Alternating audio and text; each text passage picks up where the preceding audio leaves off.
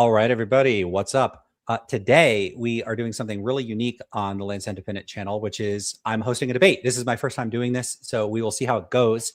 Hopefully, it won't be a big disaster. I have a pretty good impression of our debaters that they're not going to, like, I don't know, interrupt each other and scream and yell and fight and make this into a big chaotic mess. So maybe they'll surprise me. Hopefully not.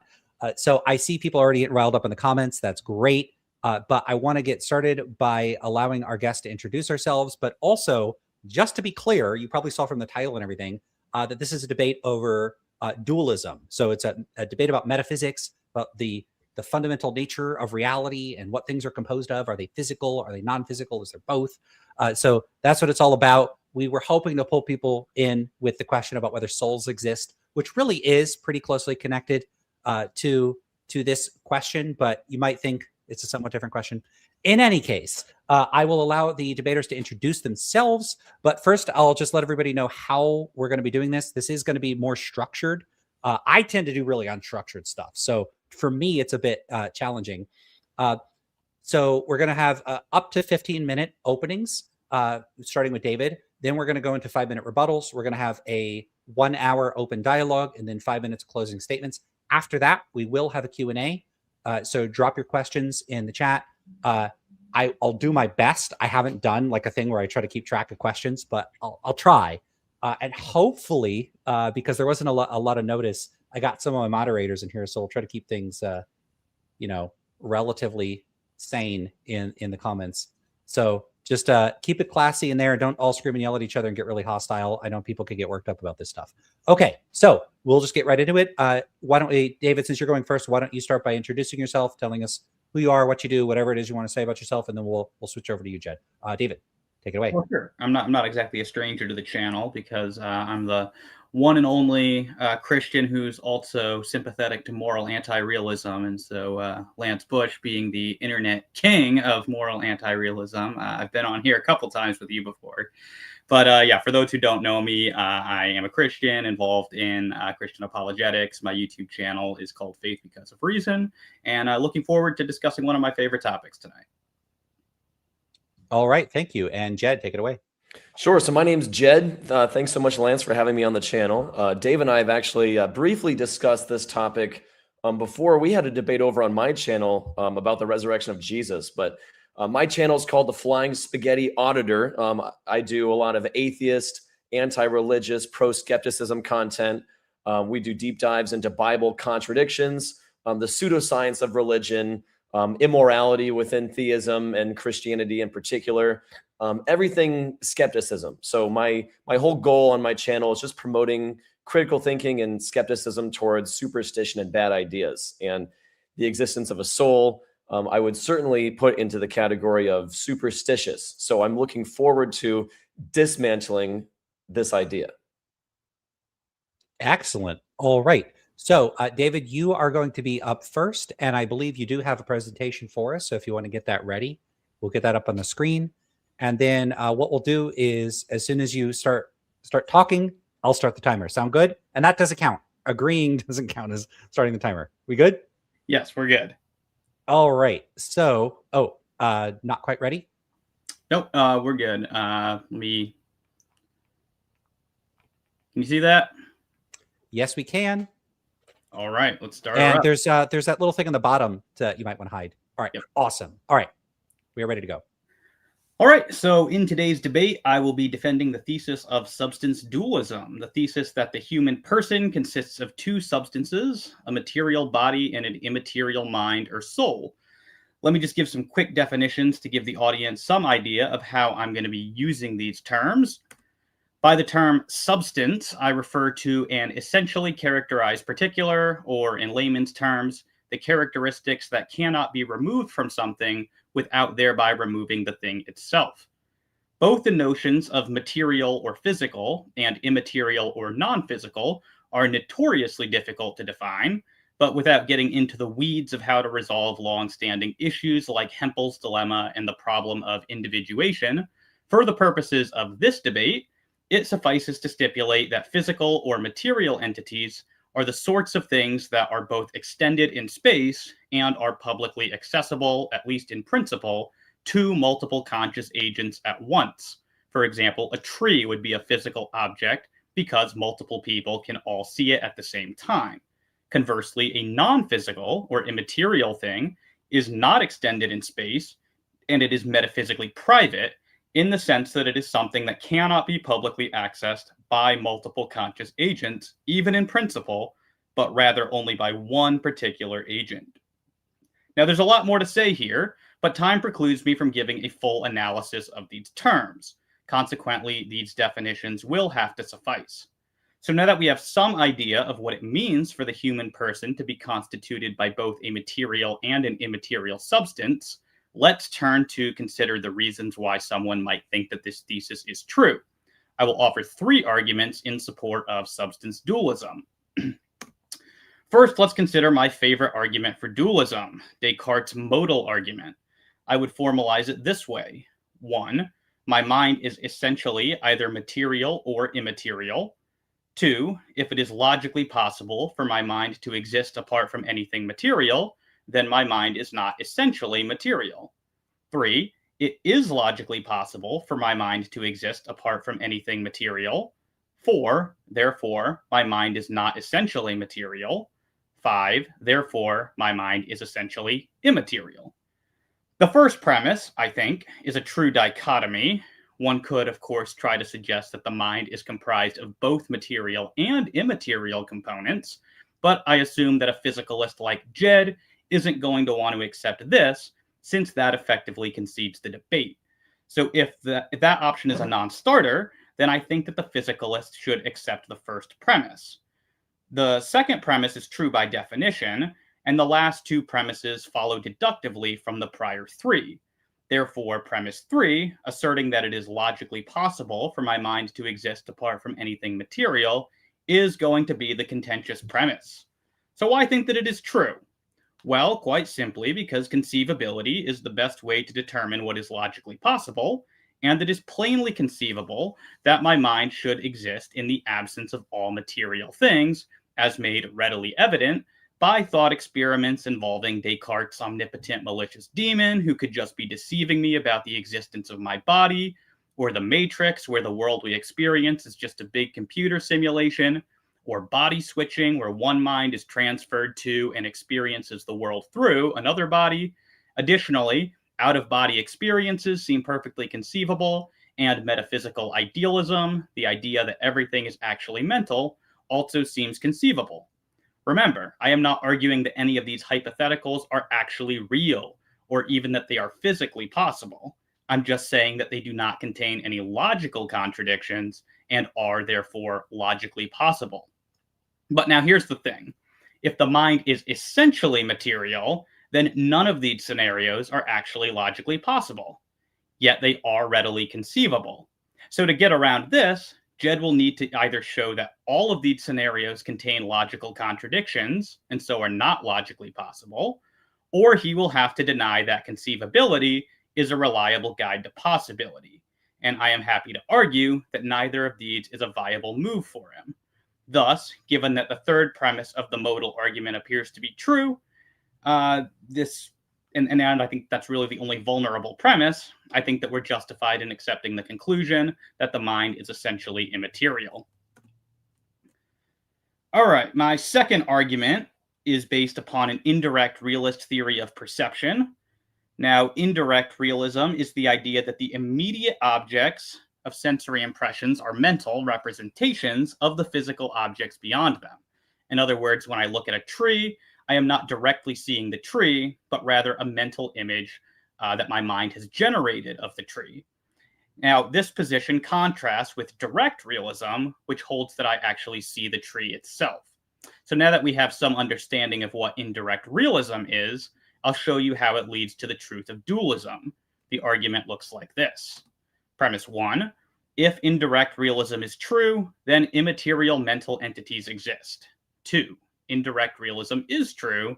3, therefore, immaterial mental entities exist. The first premise is true by definition, since the representations or mental images that indirect realism entails are in no way situated within the brain, or indeed anywhere else within the physical world. If they exist, then they would have to be immaterial. Obviously, the conclusion follows necessarily from the two premises, so the only really vulnerable premise is premise 2. Fortunately, the evidence in support of premise 2 is just overwhelming. Consider something as simple as the time lag between when events actually occur and when we see them. Ordinarily, of course, this time lag is very brief, consisting of only milliseconds, but it can be more pronounced in the case of, for example, seeing a star supernova. By the time we see a supernova, the event occurred thousands or even millions of years ago. So unless we are able to see into the past, which no longer exists, we are forced to conclude that we are experiencing a present effect or representation of something that no longer exists. And this entails that indirect realism is true.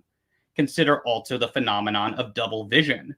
If you take an object like a pencil and bring it right in front of your nose, the pencil will appear to divide in two. But since the pencil does not actually divide in this way, we must be perceiving two mental images of the pencil, neither of which is numerically identical to the pencil itself. Once again, this entails indirect realism. Then there is the phenomenon of illusions. Consider the Hermann grid illusion, where black spots seem to appear and disappear along a checkered background, even though no such spots are present in the physical stimulus.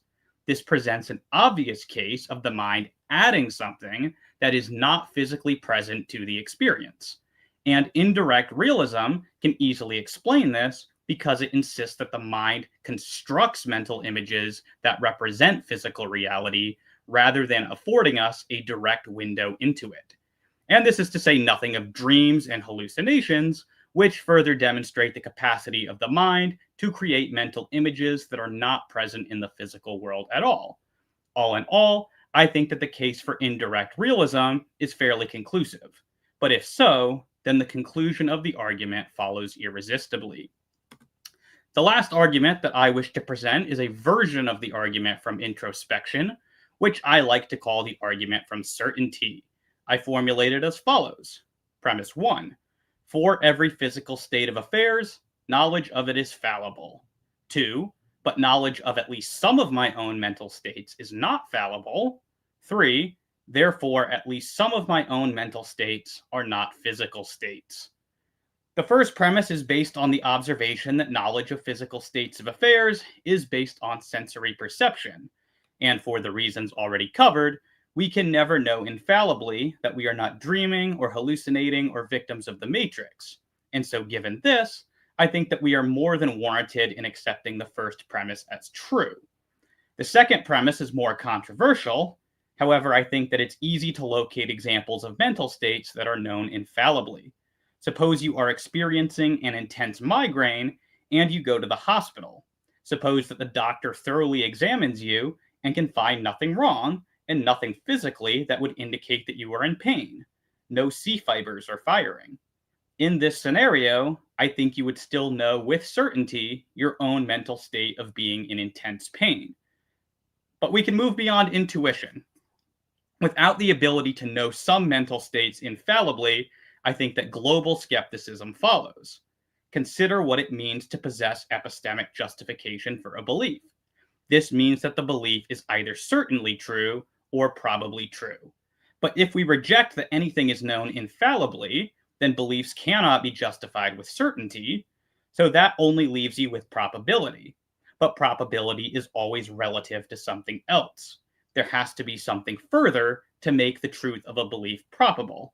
And so unless you have an infallible stopping point, you either end up with an infinite regress of probabilities, or you end up with nothing, since without an infallible foundation, there is nothing from which probability can accrue. I take an infinite regress of justification to be untenable. Hence, I conclude that you have to be able to know something with certainty in order to know anything at all. But if something can be known with certainty, then the second premise of the argument from certainty is true, and the conclusion follows. Now, there are a bunch of arguments against dualism out there, and I'm sure that Jed and I will be discussing some of them. However, I want to preemptively address some of the most common one of the most common objections that I know that Jed is fond of using. This comes from examples of people like Phineas Gage, who experience some sort of brain trauma, and this radically alters their mental capabilities. The reason why this doesn't challenge dualism is because almost all dualists are interactionists. We believe that the mind and body causally interact with one another. And so while the mind can exert causal influence over the body, the reverse is also true. Damage to the body or brain can have a causal impact on the mind. What examples like Gage prove is that there is a detailed interplay between the functions of the body and the mind. What they do not prove is that the two are identical. I also want to preemptively flag two common problems that afflict arguments against dualism. The first is that they typically only apply to interactionist varieties of dualism. And while, as I've said, I am unabashedly an interactionist, strictly speaking, even if Jed managed to show that interactionist dualism was false, that would not suffice to show that physicalism is true, since other non-interactionist types of dualism could still be true. So as Jed presents arguments against dualism this evening, carefully consider if these objections, even if successful, actually rule out the full range of dualist theories of mind. The second problem is that arguments against dualism tend to equally afflict physicalism. I suspect that the issue of how the soul interacts with the body will be discussed this evening. But ask yourself if we actually have any clearer notion of how one material object interacts with another material object. This is but one example of how arguments against dualism tend to be reversible and equally afflict physicalism. So be on the lookout for these two problems with Jed's arguments against dualism. With that, it looks like I'm out of time. So I just want to close by thanking Jed for agreeing to the debate and to Lance for hosting, of course. I really like interacting with both of you. I'm looking forward to the remainder of this debate. And with that, I will shut up and I'll hand it over to Jed. All right. Excellent. Excellent. Definitely within the time. So, Jed, when you are ready, can I add your stuff to the stage? Yes, go ahead. Thank you. Awesome. All right. And okay, so I guess we will just continue on. You've got 15 minutes, and as soon as you get going, I will hit the timer. All right, perfect. Thank you so much. Here we go. All right.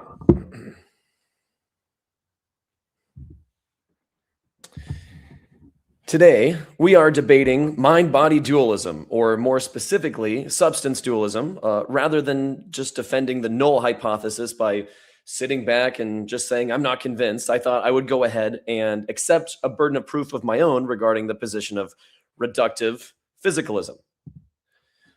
So reductive physicalism is basically the opposite of dualism. It's the position that all mental states, such as thoughts and feelings, are fundamentally physical states of the brain. It holds that mental properties can be reduced to or are identical with physical properties like neural processes and brain chemistry.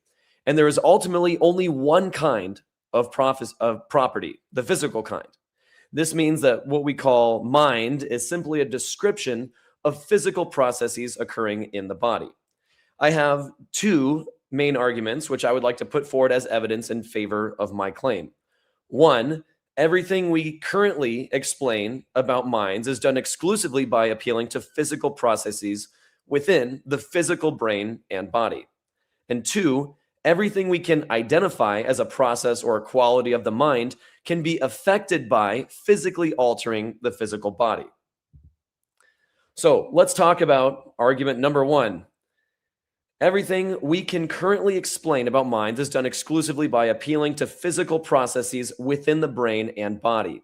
We know a lot about the brain. I'm no neuroscientist, but here's a brief summary. The brain is composed of gray matter and white matter. Gray matter is primarily responsible for processing and interpreting information, and white matter transmits information via electrical signals to other parts of the nervous system. The brain is comprised of three major sections: the brainstem, the cerebellum, and the cerebrum.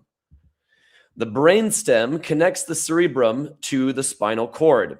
It includes 3 primary sections: the midbrain, which facilitates hearing, movement, coordination, and responses to environmental changes; the pons, which are the origin site of the 12 cranial nerves and enable tear production, chewing, blinking, focusing, vision, balance, hearing, and facial expressions; the medulla, the point at which the brain meets the spinal cord, necessary for heart rhythm, breathing, blood flow, oxygen and CO2 levels, sneezing, vomiting, coughing, and swallowing;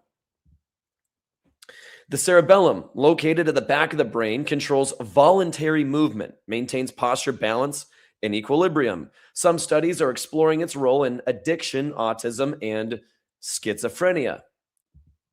The biggest portion of the brain is the cerebrum, which is divided into 4 lobes, each with unique but interconnected roles. The frontal lobe is involved with personality characteristics, decision-making, movement, speech, and smell. The parietal lobe helps us identify objects, understand spatial relations, interpret pain, and understand language. The occipital lobe enables vision. The temporal lobe assists with short-term memory, speech, musical rhythm, and smell recognition. The cerebrum is divided into 2 hemispheres. The left controls the right side of the brain. The right controls the left. They are fused together by the corpus callosum. Some other noteworthy parts of the brain include the amygdala, which regulates emotion, memory, the brain's reward system, stress, and our fight or flight response; the hippocampus, which supports memory, learning, navigation, and perception of space. We could go on and on about parts of the brain and their function, but in summary, everything about who you are and what makes you you can be identified as a physical function of the brain. Let's talk about my second argument. Everything we can identify as a process or quality of the mind can be affected by physically altering the physical body. What might we recognize as processes or quality of mind? Well, perhaps character traits, personality, beliefs and values, memory, and the conscious experience. These are things we might expect to be carried over with us to, say, an afterlife, the fundamental parts of our mind that make us who we are and distinguish us from other people. And every single one of these things can be changed by manipulating the brain. Dave already mentioned this one, the most famous case. In 1848, Phineas Gage, a 25-year-old railroad foreman, survived having a 3-foot-long, 1.25-inch diameter metal rod shot through his skull and brain, removing a portion of his left frontal lobe. Before the accident, his colleagues regarded him as a kind, smart businessman, one of the best at his job. After the incident, his family and friends said he was no longer the same person. He lost his respect, kindness, was more profane, impulsive, got into more conflicts, and was difficult to get along with. He retained his memory and motor function, but his personality was radically altered.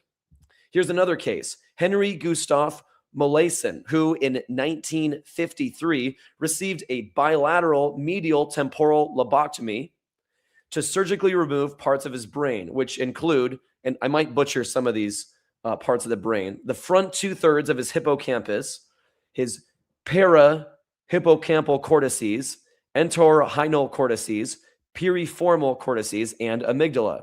The goal of the surgery was to help cure his epilepsy. Despite some success in subduing his seizures, Henry became unable to form new memories.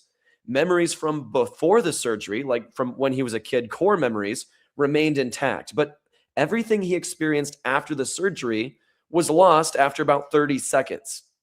Now, how do you think the epilepsy started in the first place? Was it a spiritual sensation? Maybe he was cursed by a demon? Oh no, surprise. It was brain trauma from a bicycle accident. In the 1960s, Dr. Joseph Bogan performed numerous surgeries where he split the corpus callosum, which gave us a lot of insight into split brain patients or people with a severed left and right hemisphere.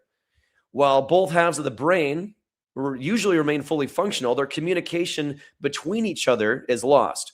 What sometimes seems like 2 minds in one body is actually explained by the functions of 2 parts of the brain failing to interact in a cohesive way. For example, When shown an image of a hammer to the left eye, patients are unable to verbally identify the object because the left eye is interpreted by the right hemisphere and speech is primarily controlled by the left hemisphere. A neurologist by the name of Ramachandran also studied split brain patients and included some individuals with different hemispheres who disagreed on the existence of God.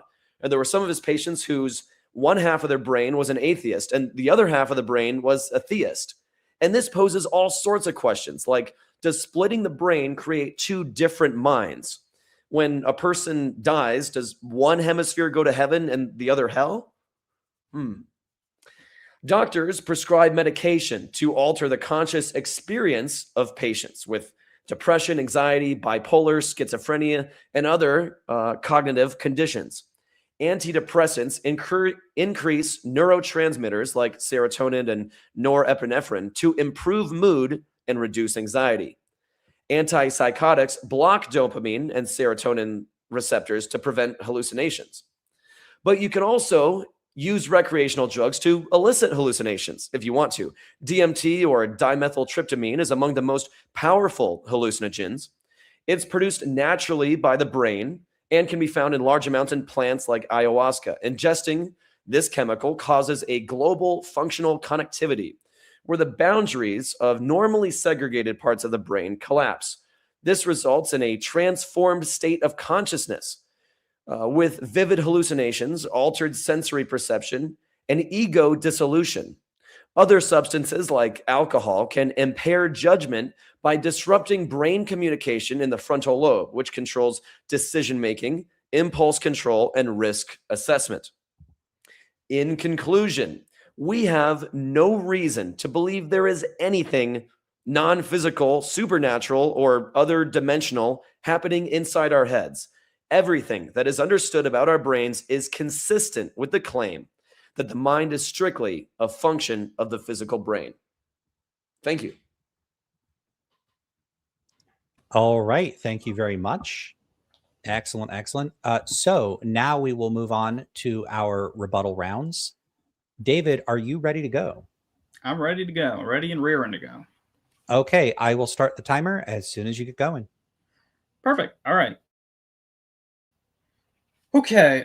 So one interesting thing about the position that he laid out there is reductive physicalism, which I guess he defined as the position that the mind has only physical properties, is that he never actually defined what he meant by a physical property. And it'd be nice to have some idea about this, because a lot of times in my interactions with physicalists on this, it turns out that what they mean by physical is just kind of like anything that exists. So that, like, even if souls existed, then they would, like, by default be physical things, because physical just kind of becomes this empty catch-all term for whatever it is that exists. So I guess a little bit of an analysis of what exactly he means by physical would have been nice, but no matter. I'm curious, in the first argument he gave, and I had a little bit of a difficult time following it, but I'm curious who the we is supposed to be there in the, is we only refer to physical properties when referring to the mind? I'm not sure who we is supposed to be there. Presumably the dualist doesn't, and if you claim that they are, then that seems to be a question-begging argument. Of course, I could be missing something there, but that was my initial thought as he was laying that out. Similarly, he says everything that makes you can be found in the brain. What's the argument for this, right? He presented, he spent a lot of time going through, different parts of the brain and saying that, these parts are associated with these particular behaviors and things like that. That does not actually establish, though, that everything that makes you can be found in the brain, right? It just establishes that various parts of your personality and behavior are associated with activity in certain parts of your brain. I don't think any dualist is going to deny that, though. So that conclusion seems perfectly compatible with substance dualism to me, and so therefore would not indicate reductive physicalism over and against it. Let's see. He made some comments about the afterlife. Something I would like to flag here is that you can actually be a substance dualist without believing in an afterlife. Notably, I mean, there are dualists like Richard Fumerton, for example, who is, I believe he's an atheist. He's at least an agnostic. He doesn't believe in any afterlife as far as I know, and yet he wrote, one of the best books in defense of, well, he wrote his book defending property dualism, although he has since become a substance dualist from what I understand. But in any case, the point is you don't actually have to take on any religious ideas or any belief in an afterlife in order to be a substance dualist. Just a fun factoid there. The second argument, I think I kind of anticipated this one in my opening statement, but the key point to hit home is that almost all dualists believe that the mind and body interact, and it's not one-way interaction, it's two-way interaction. So it's not just the mind affecting the body, things that happen to the body also affect the mind. He brought up the issue of alcohol, right, affecting your mind. We agree with that as dualists, right? We don't think that the mind is completely detached from what happens in the physical world. We do believe that the mind can be affected by the body, and again, vice versa. The best that I think his argument the most that could be said for it is that it might put pressure on us to accept some form of emergent dualism, like William Hasker, for example, has defended in his book, The Emergent Self. If you think that, the tight sort of interplay between body and mind, if that moves you to sort of see that the mind is sort of the cause, or the brain rather, is the causal basis for the mind, well, unless we don't have any good reasons to be a dualist, and of course we'll have to see what he has to say about my arguments for dualism in his rebuttal. But it would seem to me at most this would just put us to say, okay, we've got good arguments for an immaterial mind, and we've got good arguments that the mind is dependent in some way on the brain. Emergent dualism is the perfect solution there for you. So you can absolutely believe in a physical basis for an immaterial mind. At best, I think that's what his second argument would get you to. As for split brain patients, my understanding is that they actually display a remarkable degree of unity in most respects. There are those weird, experiments with vision and things, but the sort of handicaps have been highlighted, I think, at the sort of expense of the unity, which is the really interesting conclusion. Since I'm running out of time, I'll just say for more on split brain experiments, I would refer people to a book called The Immortal Mind by Michael Egnor. He's a neurosurgeon who's actually done split brain experiments and is himself a substance dualist and discusses that in the first chapter of the book. All right. Thank you very much. And that's time. So we'll turn it over to you, Jed. And as soon as you get started, I will start the timer, 5 minutes.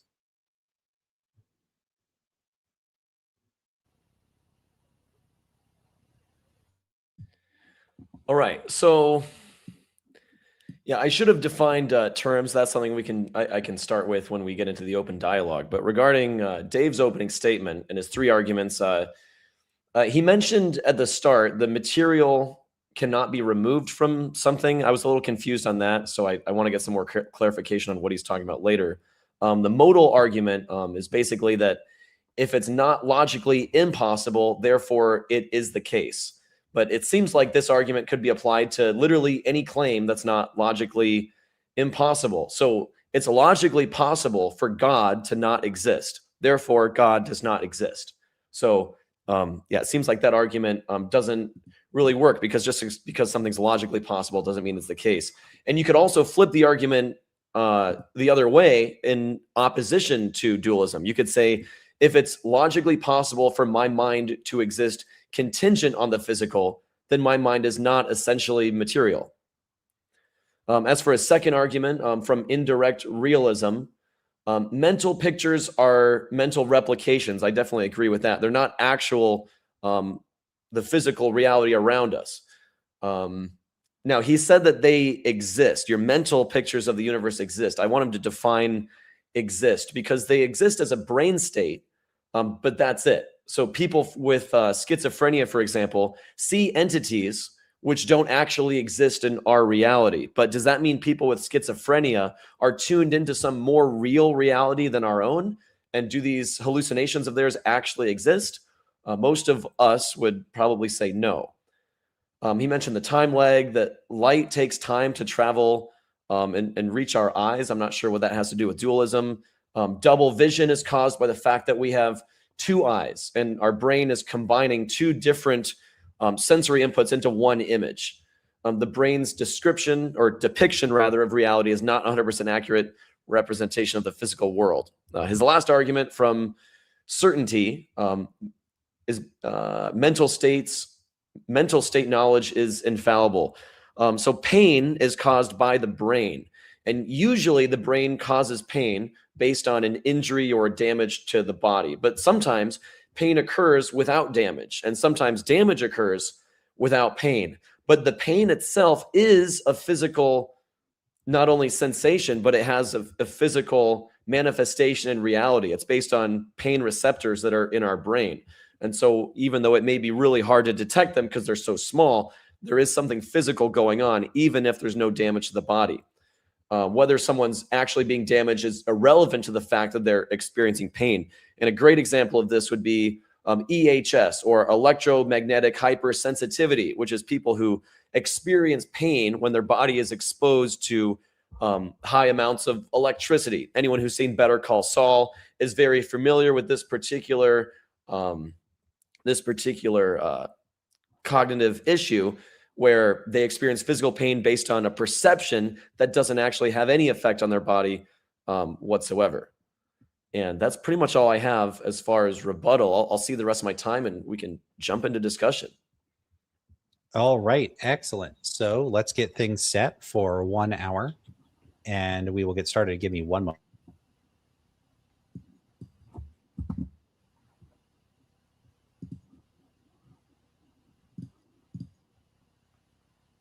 All right, so we are all set. We will move into open dialogue and I'll leave it to y'all to figure out how you want to navigate that. All right. Well, Jed, maybe it'd be helpful if we begin by seeing if we can sort of settle on the issue of definitions, just so we're not talking past one another. Are you okay with the definition that I gave for physical in my opening statement, where I basically defined it as, and I'm not saying this is all there is to it, but just a couple of conditions would be it's extended in space and it can, at least in principle, be experienced by multiple conscious agents at once? Yeah, I'm fine with that definition, although something physical could potentially be experienced by one person or by 0 people as well. Generally, I define physical as not necessarily anything that exists, because you're right, that kind of precludes the idea that, you know, if a soul exists, then it is physical. But I would say the physical is anything that can be measured in reality and that takes up space or has some sort of influence. Well, not necessarily has an influence in reality, but it exists in reality in some sort of detectable way. Well, that was why I said in principle, was because obviously only one person or no people could be experiencing something physical. The in principle part is to say it's not the sort of thing that's like metaphysically private in the sense that I'm saying immaterial. At least immaterial mental entities might be. But okay, if that's a workable definition, then I think we could move on. Are you okay with starting with the modal argument? Sure, yeah. Okay. Is it helpful for you if I have that up on the screen? Yeah, that'd be fine with me.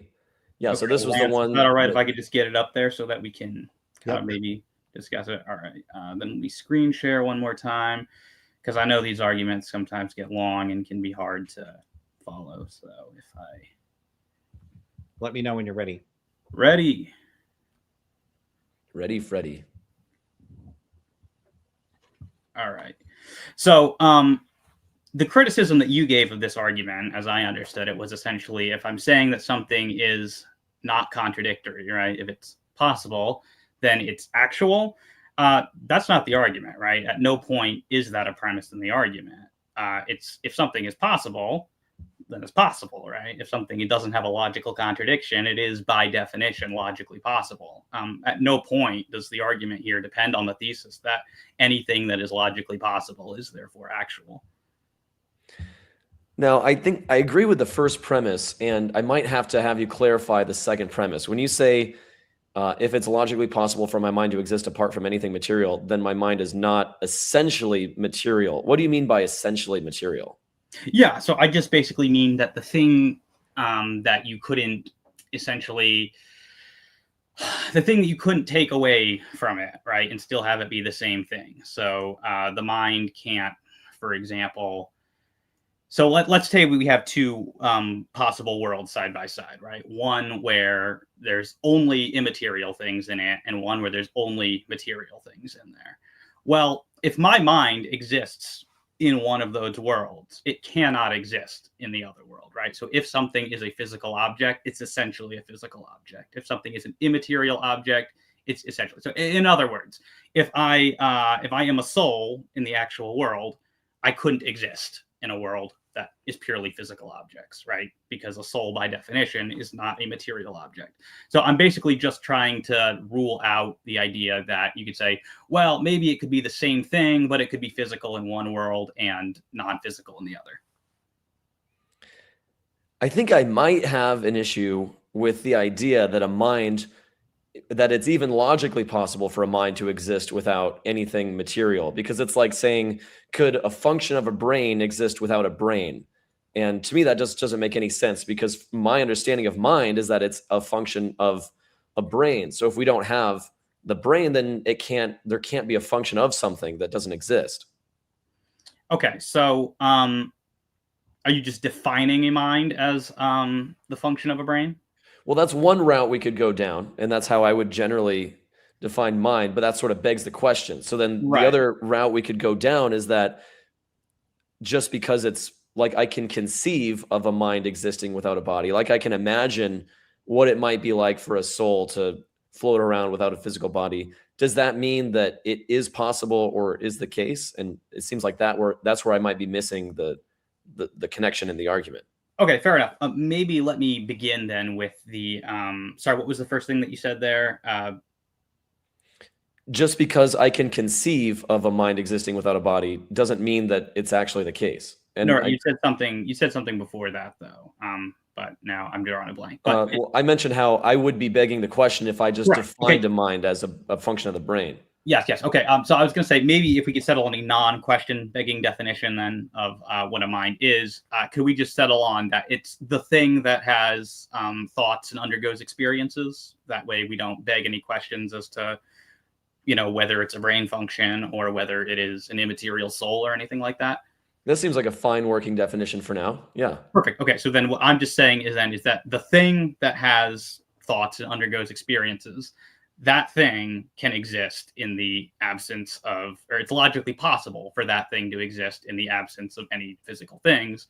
And to motivate that, I basically appeal to something like it's possible that we exist in the Matrix, right? Or it's possible that we're victims of Descartes' evil demon, something like that. So these are the primary sort of motivations for accepting that you could have the same thoughts and the same experiences that you actually have, and they could be detached from absolutely anything physical. Yeah, I'm not aware that a mind without a body is logically impossible. So I think I might be willing to grant that. Sure. I can't I like I said, we could conceive of a mind existing without a body, but I don't see how that gets us to therefore minds exist without bodies. Well, so it gets you to that it's possible that minds exist without bodies. Well, just because we can conceive of something, that might mean it's logically possible, but that doesn't mean it's actually possible. And I think Okay. you alluded to that earlier. Well, I mean, I don't know what the distinction there's supposed to be between logically possible and actually possible. I mean, to be logically possible is to be actually possible. I can conceive of all sorts of things. I could conceive of a pig with wings that farts rainbows, but that doesn't mean it's actually possible. It is logically possible. There's Exactly. It's logically logical possible, but that doesn't, just because it's logically possible doesn't mean it's actually possible or that it's the case. Or Sure. a better example might be, I could conceive of my body defying gravity and just starting to float and fly on its own like Superman, but that doesn't mean it's actually possible. Well, it's not physically possible. It is logically possible, though, right? So are you familiar with the term modal scope? Refresh my memory. Okay, so modal scopes there's various types of possibility, right? So maybe to give a classic illustration here, to say it's possible I could jump to the moon, right? It's not physically possible. In other words, given the current laws of physics, I cannot jump to the moon. So in that modal scope of physical possibility, it's not possible for me to jump to the moon. However, it is logically possible, right, that I could jump to the moon. There's no logical contradiction entailed by that. So in the modal scope of logical possibility, which is the scope I'm adopting for my modal argument, that would be the relevant criterion to say it's not possible in that sense. It would have to be logically contradictory in some way. Yeah, I'm fine with that. And I'd be happy to concede that a mind without a body is logically possible. But again, that doesn't mean that it's physically possible. Sure. I don't, my argument doesn't depend on it being physically possible. So just to be clear then, so are you accepting then the third premise of my argument, that it is logically possible for my mind to exist apart from anything material existing? I'm not aware of any logical contradictions involved with a mind existing without a body. So sure, I'm happy to accept that it's logically possible for a mind to exist without a body. But again, that doesn't get us anywhere close to if it's actually the case or if it's physically possible. Well, it does, given, I mean, I can bring up the argument again, but I mean, at that point, it seems like you've granted every major premise of the argument. And maybe I'm just missing part of the argument, because Yeah, that's I fair. don't see how we get to I'll logically try. possible, therefore is the case. Yeah, well, and that's, I think it's because the first premise is doing some work there, which you had granted, but if you want to go back and challenge that premise, that is fine as well. Sorry, I'm just trying to pull it up here. So, I mean, there's the argument again. If you grant the first premise that the mind is essentially either material or immaterial, then if you grant that it's logically possible for it to exist in the absence of all material things, it cannot be essentially material. That would be the point. If it's essentially one or the other, and one of these is possible, then the other is not possible. That's the basic argument. So it's not saying possible, therefore actual. It's saying because it can only be one or the other, it can only logically possibly be one or the other. If one is possible, the other is by default logically impossible. That's the essence of the argument. Now, if we defined mind as a conscious experience that's capable of thinking, when we talk about a conscious experience, that relies on the parts of the brains in order to fabricate that experience. So if I lose everything in my brain, if I no longer have a brain, then how can a conscious experience even happen? Are you talking about like in the actual, world? I guess I'm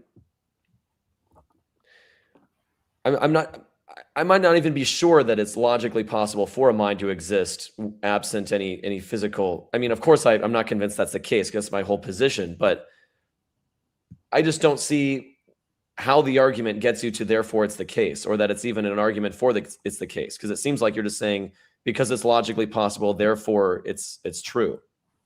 Are you suggesting the argument's logically invalid? Well, what's the conclusion of the argument? Is therefore my mind is essentially immaterial. And by essentially immaterial, you mean that it is immaterial?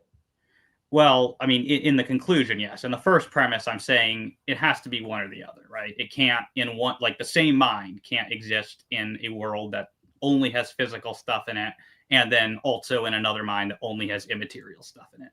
It can't be the same mind in both of those worlds, because if it's in one world, it has to be physical, and if it's in the other, it has to be non-physical. I might have to go back and challenge the first premise too, because to say it's either physical or non-physical or material or immaterial seems to contradict how you're okay with the idea that our brains have a huge impact on our conscious experience. And so everything that I experience is affected at least by the physical world in my brain. So it seems like your position, at least from my understanding, is that the material and immaterial are interconnected with each other, and the conscious experience is not either one, but it's sort of a combination of the two. Yeah, I mean, in fact, that is the case, that the two interact. But in the context of the modal argument, I don't think that actually matters, because we're just talking about what's possible. And presumably we would agree that it's, at least possible that we're being deceived by Descartes' evil demon, right? We don't know for 100% sure that there even is a physical world. So it does seem possible. And I mean, we can move on from this argument if you want to give it more. Sure. Well, and the last thing I would pose, and I mentioned this in the rebuttal, is if we reverse the argument, what are your thoughts if I were to say it's logically possible for my mind to be contingent on the physical or essentially physical, and therefore my mind is not essentially immaterial, that it's essentially material? Yeah, two thoughts on that. So the first one is, in order for the reverse modal argument to sort of be on par with my modal argument, there have to be equally good reasons for accepting the modal premise in both cases, right? So in my argument, that would be it's logically possible for my mind to exist in the absence of material things. In your argument, it would be it's logically possible for my mind to exist in the absence of immaterial things. So there have to be equally good reasons for accepting both of those premises. In mine, it's all of the various thought experiments that I think show that it's clearly conceivable that my mind can exist in the absence of any immaterial things. I've never actually seen a thought experiment from a non-actual possibility where my mind is a material thing. So that's kind of a standing challenge I have for physicalists. The other thing I would say is that I think that actually it does entail a contradiction if you accept that conceivability is the guide to logical possibility, because we seem to agree that you can conceive of our mind existing in the absence of all physical things. But now, if we say that we are, by hypothesis, an essentially physical being, and if we can't conceive of an essentially physical being conceiving of themselves as an immaterial being, right? The same being can't do both of those things at the same time. That would be a contradiction. Well, so, I can conceive of myself existing exclusively materially. So I don't need conceiving of in that case. Like I can conceive of myself being a material agent, and I'm conceiving of being immaterial at the same time. I don't see how that's contradictory. But remember, it's saying you're essentially one or the other, right? So it's saying you can't conceive of an essentially material being. Like, just leave yourself out of it for a second. Take a being that, like, we imagine it's material, right? There's nothing immaterial there. Now say that this being is conceiving of himself as immaterial. Now, can you conceive what that looks like from his perspective? In other words, you're imagining a purely material being, and now you're trying to imagine that being imagining himself as an immaterial being. You have to imagine him as effectively both material and immaterial, and as the same thing. I'm not only imagining that, I feel like I'm experiencing it right now. I'm observing you, who's a essentially material being, conceiving of being an immaterial being. So that not only is it possible to conceive of it, I'm directly experiencing that exact phenomenon right now with you. Well, that begs the question of the debate, though, because that assumes that I am a essentially material being. Well, the same question begging is used in one of the premises of the argument, where you're saying I can conceive of myself being essentially immaterial, therefore I am essentially immaterial. How is that question begging? In the same way that mine is. Mine's not question begging. I'm giving thought experiments to back mine up. To motivate your thought experiment, you have to start with the premise that the position I'm taking in the debate is false. I don't see how there's anything contradictory with me perceiving or imagining a being who is strictly physical and material. Yeah, there's nothing wrong with that. The issue arises when you have to say you also have to conceive of that same being as being immaterial. You have to conceive of a being that has to, like, that's necessarily a physical being. You also have to conceive of it as an immaterial being. Oh, I see. I think I might see the problem. So when I'm conceiving of a being, say you, who's conceiving of himself being an immaterial being, the conception that being has, and we'll use you as just an example, that conception is strictly physical, because all you're doing is creating a brain state of yourself as an immaterial being. But that brain state is ultimately physical. So I'm just conceiving of an entity who's strictly physical, and they are creating their own brain state through their imagination, which is also physical because it relies on the brain to create mental pictures. So everything in my scenario is physical. You're not, the person I'm conceiving of is not material and immaterial at the same time.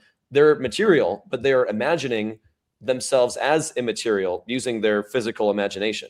Right. But what I'm saying, though, is that what you saying that they are imagining, that has to still be them, right? They have to be being conceived of as both material and immaterial. And we've stipulated that the person is essentially material, which you cannot conceive of an immaterial entity that is identical to an essentially material being. That would essentially be the contradiction. But I mean, I don't want to get hung up here. If you want to move on, I'll give you the last. Here's one more brain buster. Can you conceive of a being who is material? Wait, sorry, I messed it up. Can you conceive of a being who is immaterial, but they think that they're material?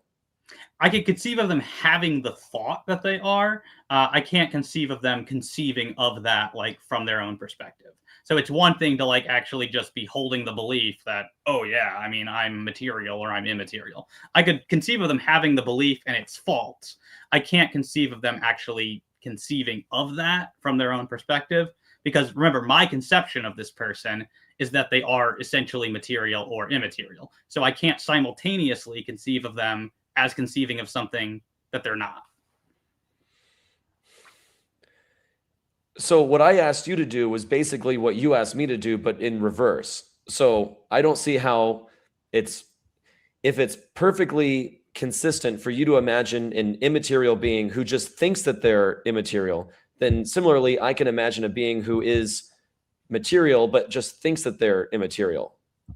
Sure, that would be different than conceiving. In other words, I'm saying there's a difference between thinking something is true and actually like imagining the scenario where that's true. I don't understand the distinction. What's the difference between imagining something is true and thinking something is true, or conceiving of something is true?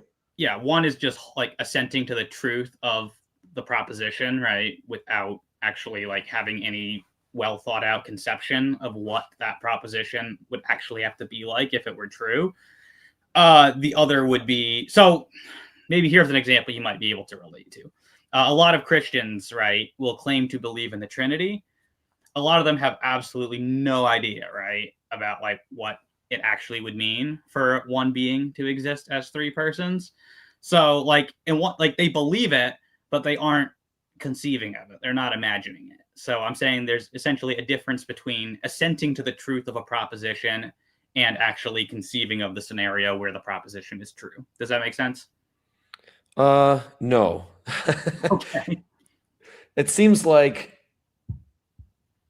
with the Trinity example, I mean, that's something I would argue is completely contradictory, and that's a topic for another debate.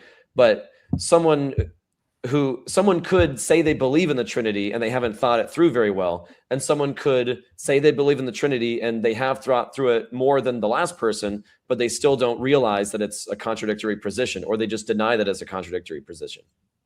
I don't think that the point I'm making, though, is that there can be a distinction between just believing a proposition and then actually imagining the instantiation of the truth conditions for the proposition. That was all I was using the Trinity analogy to illustrate. Sure. Yeah, we can move on to your second line of argument, if that's cool with you. Yeah. The argument from realism. And this was the one where mental pictures are replications of the world around us. Correct. You want me to put that one up as well? Sure. Okay. Yeah, and I mentioned before, I agree with the idea that our mental states of the universe are just that. They're mental states. They're replications our brain make based on our sensory input. So if we did not have eyes, noses, ears, Golgi tendon organs, and nerve endings on our hands and the rest of our body, we would be unable to form a mental picture of the world around us. So our mental picture relies on our physical sensory organs in our brain in order to be created.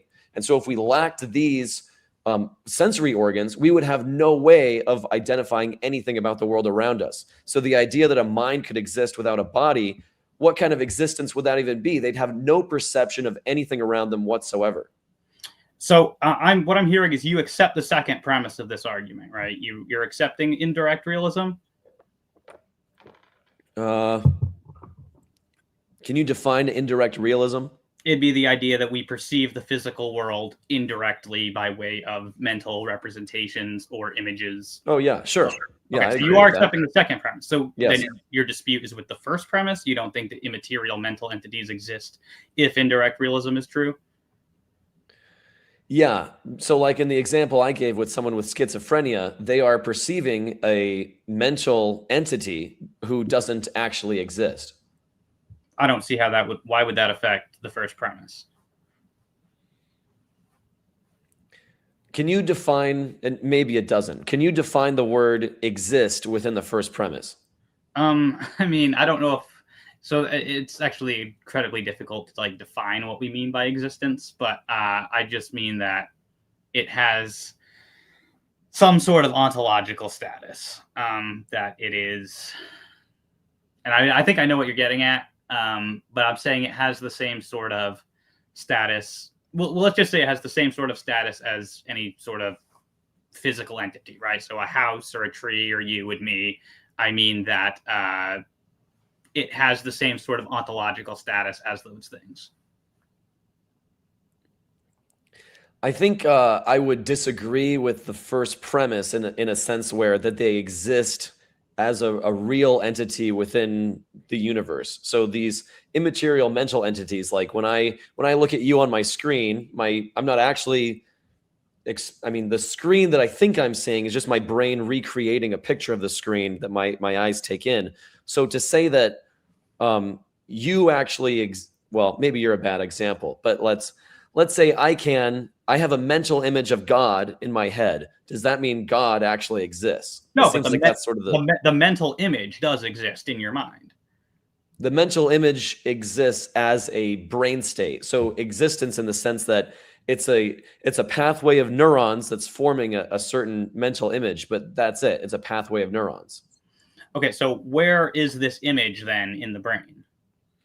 Well, it doesn't really exist in a place per se, but it's a visual representation that my what is it? The occipital lobe creates based on what my eyes take in. So they're creating an image, a mental image that my brain is interpreting as the world around me. Okay, but are you saying that the image is actually like in your brain, like we could do surgery and find it in there, or this is just something that is being created by your brain, but only you have access to it? Closer to the second one. Yeah, if you spliced open my brain, you wouldn't find what my eyes see. Maybe someday we'll have technology where we can tune into somebody's brain and see what they're perceiving. But as of now, my mental image of the world is exclusively mine. So like in the example of someone with schizophrenia, we have absolutely no way of seeing what they see. So this seems to concede the premise then. Remember, the definition that I offered of immaterial entities was that they are not extended in space and that they are metaphysically private in the sense that only one agent can access them. I mean, I guess you can hold out promissory notes of like maybe one day science will make it such that like, hey, maybe we can actually get access to these things. But as of right now, certainly seems to be the case that you cannot find these mental images anywhere in the brain. Yeah, it seems like this argument on a fundamental level is kind of similar to the first one, where say if I see a picture of a pink unicorn, does that mean pink unicorns actually exist? Well, no, the picture that I'm looking at, you could say exists, but my mental state is just my brain's way of replicating something that I can interpret as a visualization. So I wouldn't say that these visual interpretations my brain makes exist in some sort of way that they don't exist in space, right? Are they immaterial? Not really, because if we get down to it, what we're actually talking about is pathways of electricity in my brain, which can be measured and directly observed. So if I see, you hook me up to a brain scanner and you show me a picture, you can see different pathways within my brain, when the electricity moves around, or different parts of the brain light up with more electricity than others. And that's the physical representation of what I'm actually seeing. That's to whatever extent these visual images exist, that's it. Well, that could be the cause of them, right? But the images are clearly different than, just the energy, right, or whatever moving around in the brain, right? You can't look at the energy and thereby see the content of your visual field. So the content of your visual field is different than the activity in your brain, even if it could be caused by the activity in your brain. I'm fine with that, but I'm just saying I think it's transparently obvious that the image itself is different than that neurochemical activity. Yeah, I think that's fair to say. Sure. But then that seems to yield the conclusion then that there are immaterial mental entities. I wouldn't say that there's mental entities. I would say there's first person perceptions of a visual interpretation of the world around us. Either way, whatever term you want to use, whether you want to call it an entity, a representation, image, it seems like the criteria of being immaterial is met. It's not something that's extended in space, and it is something that's metaphysically private, which, remember, was the definition of immaterial. So does this prove that a mind is immaterial? I think it might prove that our vision is the visual representations we have of the universe are immaterial in the sense that the images themselves are visible to us only, and they're necessarily first person. But that doesn't mean that my conscious experience exists outside of my brain, because ultimately the brain is responsible for taking in sensory information and creating this visual representation. So in whatever space or to whatever extent that these visualizations exist, they're exclusively within my brain and a function of my brain. Well, they're not identical to the function, but I mean, I'll grant you this. It's not, this argument won't be enough to get you to like full-blown Cartesian dualism, but it does seem that if you're granting that these things are not extended in space and that they are metaphysically private, then we at least have some sort of like property dualism or some sort of emergent dualism going on here, that we're not going full-blown reductive physicalist. It seems like you might be conflating mind, which we defined as like conscious experience, with sight and visual representation of the world around us. So my sight is separate from my mind. My mind is a function of my brain, and I would argue the sight is also a function of the brain, because I can't see things unless I have a physical brain. So to whatever extent that these visual representations exist, they still rely on my brain and my sensory organs, my eyes, in order to form. Sure, but remember, dualism is compatible with that, right? We can go emergent dualist and say that in order to have these sort of immaterial conscious experiences, certain stuff in the brain has to be happening, right? So in that sense, that's not contradicting dualism. That's just pushing you towards some type of dualism like emergent dualism. Yeah, I'm not sure how it pushes towards dualism, because no matter what, the brain is necessarily involved with the process, and you can't separate your visual experience from your brain. Yeah, I think that emergent dualism would be a way where it's compatible with that, where you can't have the conscious activity without the brain, but the conscious activity nevertheless remains an immaterial thing. This kind of brings up another question I had for you. In your rebuttal, you mentioned, like, I made the claim, what makes you is exclusively found in the brain. Things like memories, personality. We can add your visual experience to the list. What is it, if anything, that you think makes me that is not found or a function of the brain? Well, I mean, I'm going to say it's your mind, right? The things I think that you're highlighting are the physical sort of correlates of conscious experience, right? But I'm going to deny the inference from correlations between these two and them therefore being identical. It seems to me that there's an inference between you have this stuff correlated with these aspects of conscious experience, therefore they're identical. And that's where I'm denying the inference. So the parts of the brain that we might identify as me, like personality, character traits, values, beliefs, memories, these are all pieces that I would say added up equal what we're usually talking about when we say the word mind. And you seem to admit all of these pieces on their own are physical, but when added together, now they're immaterial. Where am I wrong? I do not admit that those things are physical on their own. What I admit is that they are correlated with, or that they have physical correlates, but I don't think that the things themselves are physical. They're not identical to those physical correlates. I don't see how there's any demonstration that they're anything other than physical. So everything about me, my memories and personality, they can be manipulated by altering my brain. We can see what parts of the brain are responsible for these particular characteristics and functions. So it seems like all the available evidence points to the idea that every single thing that we can identify as a part of the mind is a function of the physical brain. What you're actually pointing to there is that you can manipulate mental stuff by manipulating physical stuff, right? So I'm an interactionist, right? I believe that mind and brain interact. So obviously, I think that the mind can make changes to the brain and vice versa. So it's not surprising on my hypothesis that you could mess with stuff in the brain and that would have repercussions for our conscious experience. What I'm denying is that you can say, because there's correlation between the two, therefore they are identical to one another.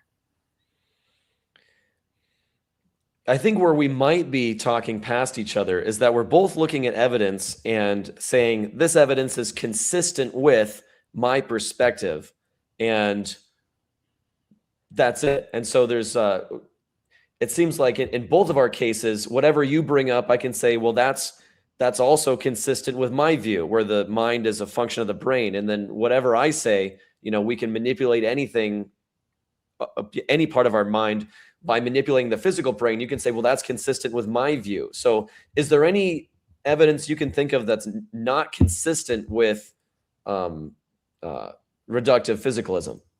Yeah, and I mean, broadly, the three things that I brought up in my opening statement, I don't think that the indirect realist theory of perception is compatible with physicalism because it commits us to the existence of mental images that cannot be identified with any objects in the physical world. I think that certain modal facts about ourselves, like that we could exist in the absence of physical things, I don't think that that's compatible with reductive physicalism. And I think that the fact that we can have certainty about epistemic certainty about certain propositions, I think that that's also incompatible with reductive physicalism, because knowledge of any physical thing is going to be fallible because it has to be based on sense perception.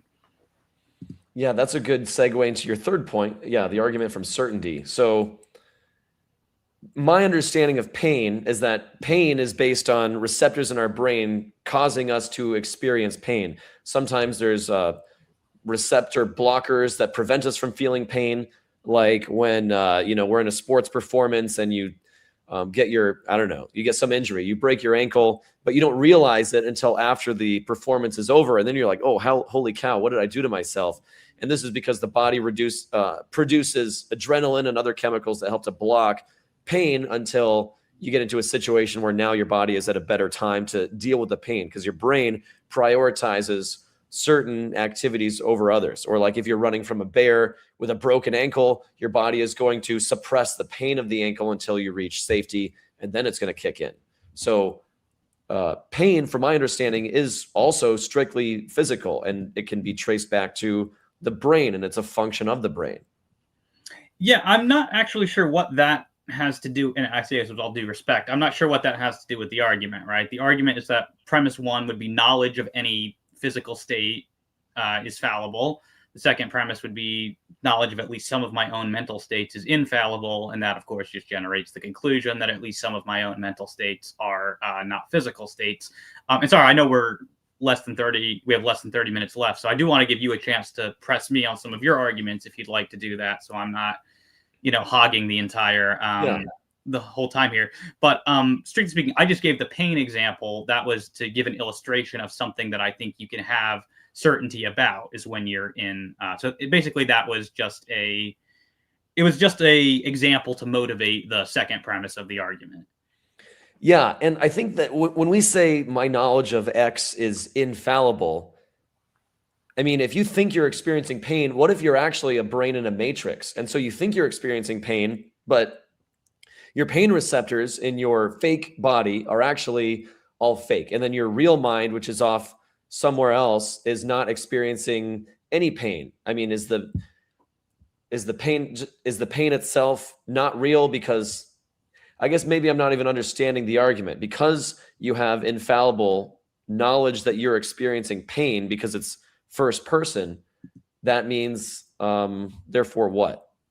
Well, so that would be to justify the second premise, which is that I can have infallible knowledge of some things. Remember, the first premise says that knowledge of any physical thing is fallible. So I'm saying you can't have certainty about anything physical in the first premise. The second premise is saying, but there's some things that I can have certainty about, and so the conclusion is that therefore these things that I can have certainty about cannot be physical. Again, because of the first premise that nothing that's physical can actually be known with certainty.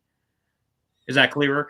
Yeah, and I think the issue I might see is that when you say knowledge of the physical is fallible, I think that might be begging the question and saying that you're kind of saying that pain is not physical with that premise, because then you go on to say pain is infallible. But if your knowledge of your own pain experience is infallible and pain is physical, then that means there are certain physical knowledges that are infallible.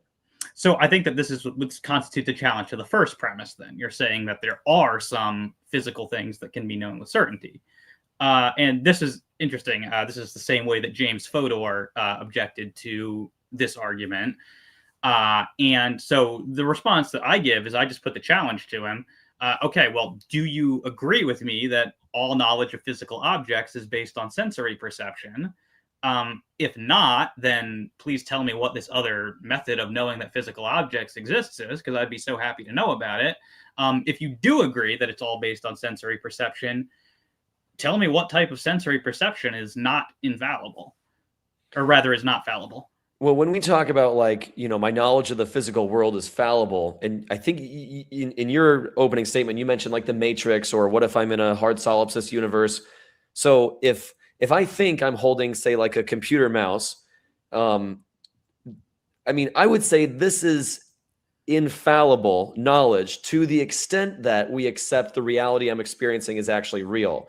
And in the same way, your knowledge that you're experiencing pain is also infallible only if we accept that the world around us is actually real, because the sensation of picking up the computer mouse, I'm feeling something. So whether or not the mouse actually exists, my nerve endings are telling my brain there's an object in my hand and I feel that it's there. In the same way, I can feel pain, whether my body is physical or an illusion, and the pain is actually the damage that my body is receiving is actually not real because my body doesn't exist. So I think that pain and all other sensory inputs are fallible or infallible in the same way.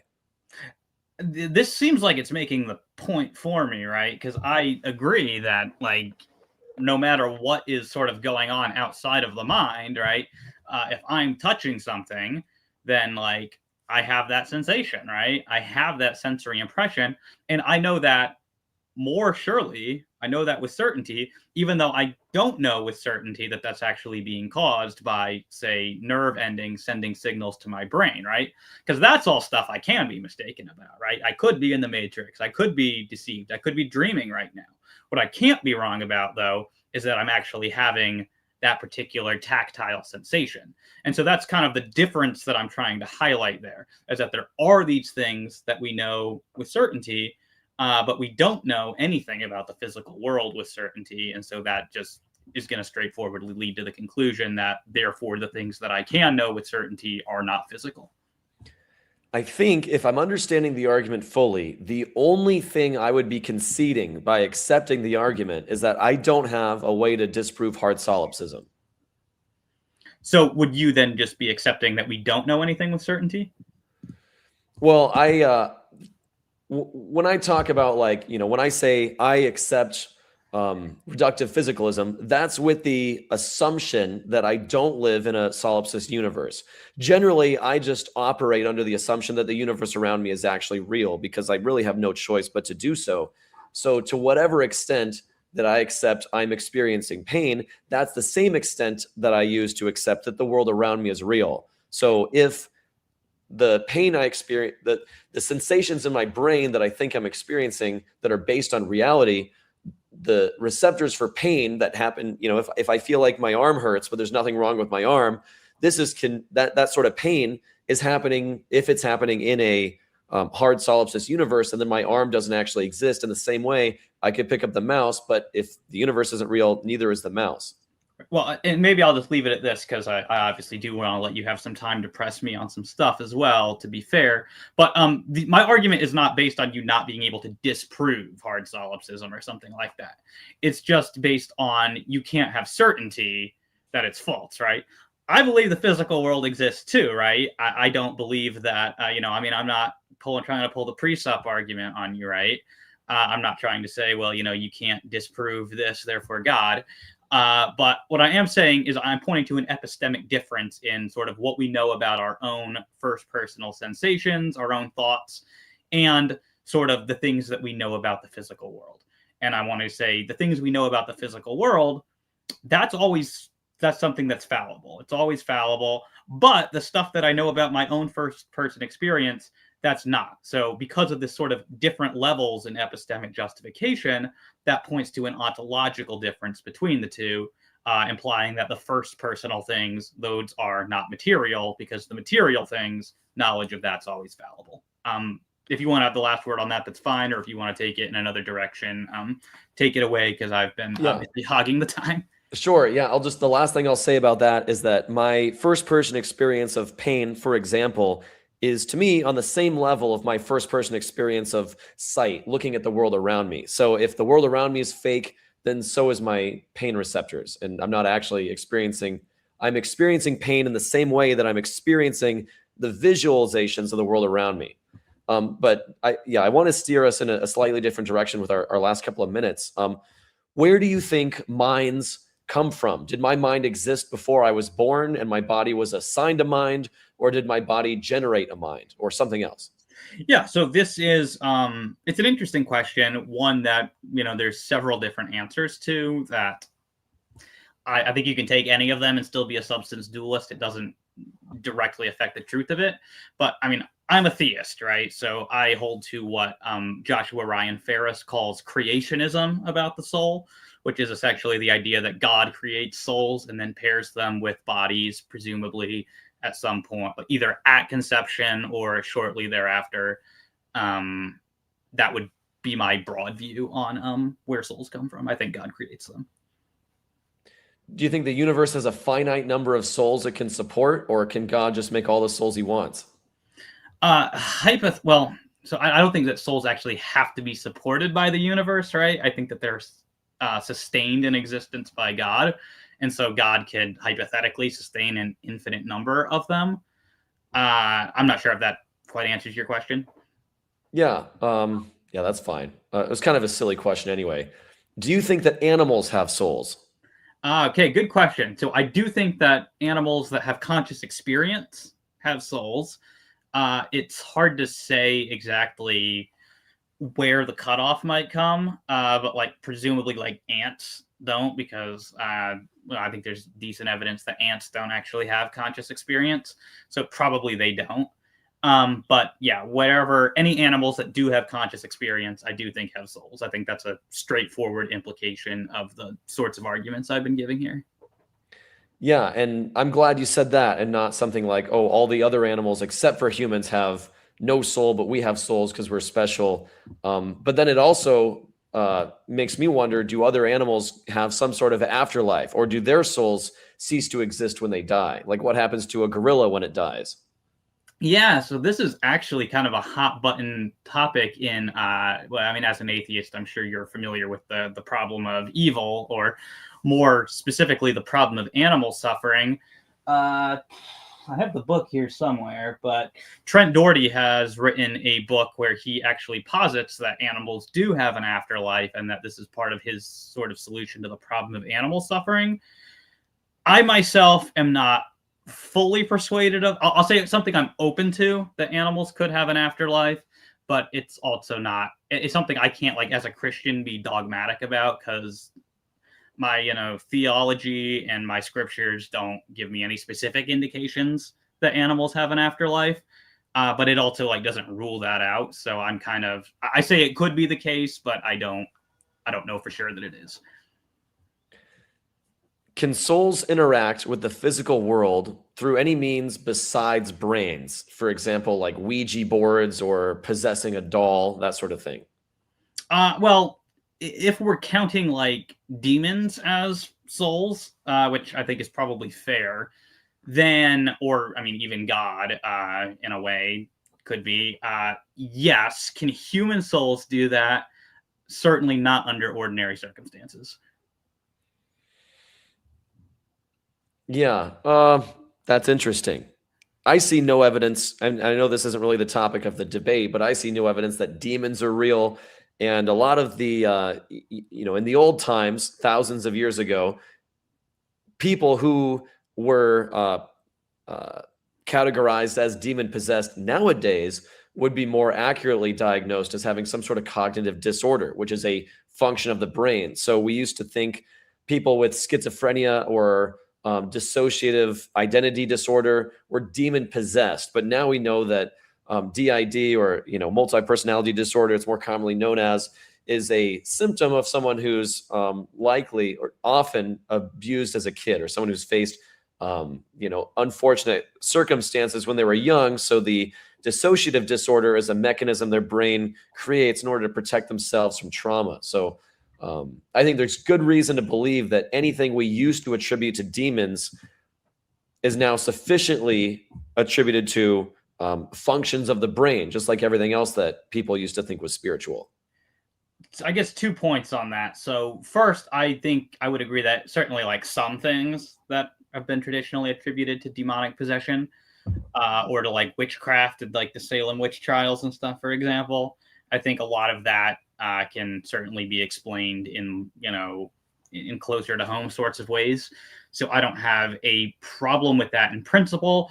If you try to generalize that, I mean, I'm not going to say I have a knockdown like argument against that. My belief in angels and demons is, of course, largely downstream from my Christian beliefs, as we sort of discussed in our last conversation together.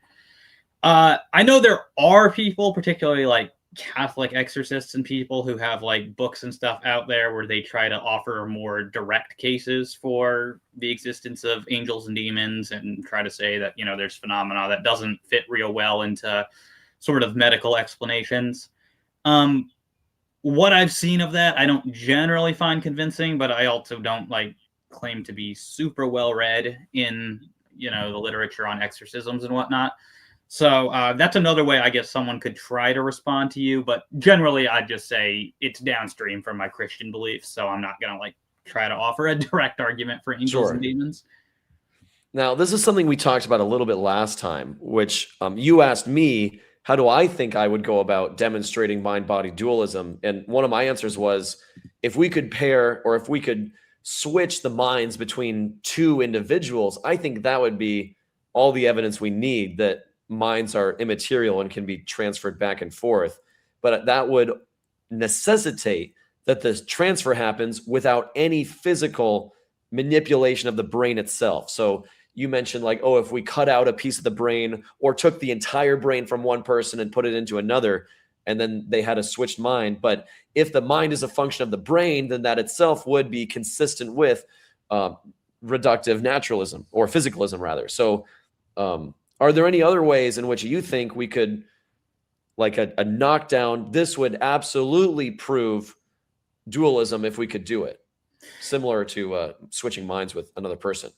Yeah, well, I mean, even one issue with that is it's always going to be a bit of a question of, how do you really know that you've switched minds, right? I mean, there's various tests you could put forward, but I don't know that you're ever going to have like an infallible one where you couldn't say that, people are like making it up and they really coordinated this really well, and so on and so forth. Largely, and I probably could think of something if I thought about it, like an empirical way to really strongly indicate it. Generally, that's just not how I think about it, because I think arguments for dualism are like largely a priori in nature. So they're kind of like gathered from sort of, Lance is going to hate me for saying this, but the sort of stuff you can learn from the armchair. So it's the sort of stuff you can get by sort of reflecting on the nature of your own thoughts and impressions. And you don't actually have to do empirical research to do it, because my view is that empirical evidence is largely just going to be it's largely going to be non-determinative, because whatever empirical evidence is there, the dualist will just be like, yeah, we're good with that. Yeah, I probably could think of an empirical test that theoretically would prove dualism, but I don't have one off the top of my head. And I think you mentioned that, if you could switch the minds of two people, it could be an elaborate hoax by them to fool the public. And while that's true, if you could repeat this experiment, 1,000 times over, I think that would be sufficient enough to demonstrate it to a reasonable person. Like if you took, 1,000 random people from around the world and assigned them to switch bodies with someone completely different, and could reliably demonstrate that this person knew, exuberant facts about the other person's life after having never met them at all, I think that would be sufficient evidence even for a skeptic to accept the proposition. Well, so if I'm sort of playing devil's advocate for the physicalist here, what if I propose sort of something like an idea that Roderick Chisholm put forward? It's unclear if he actually embraced it himself, but Roderick Chisholm had the idea that we might be identical to a sort of like a simple physical particle inside of our brain.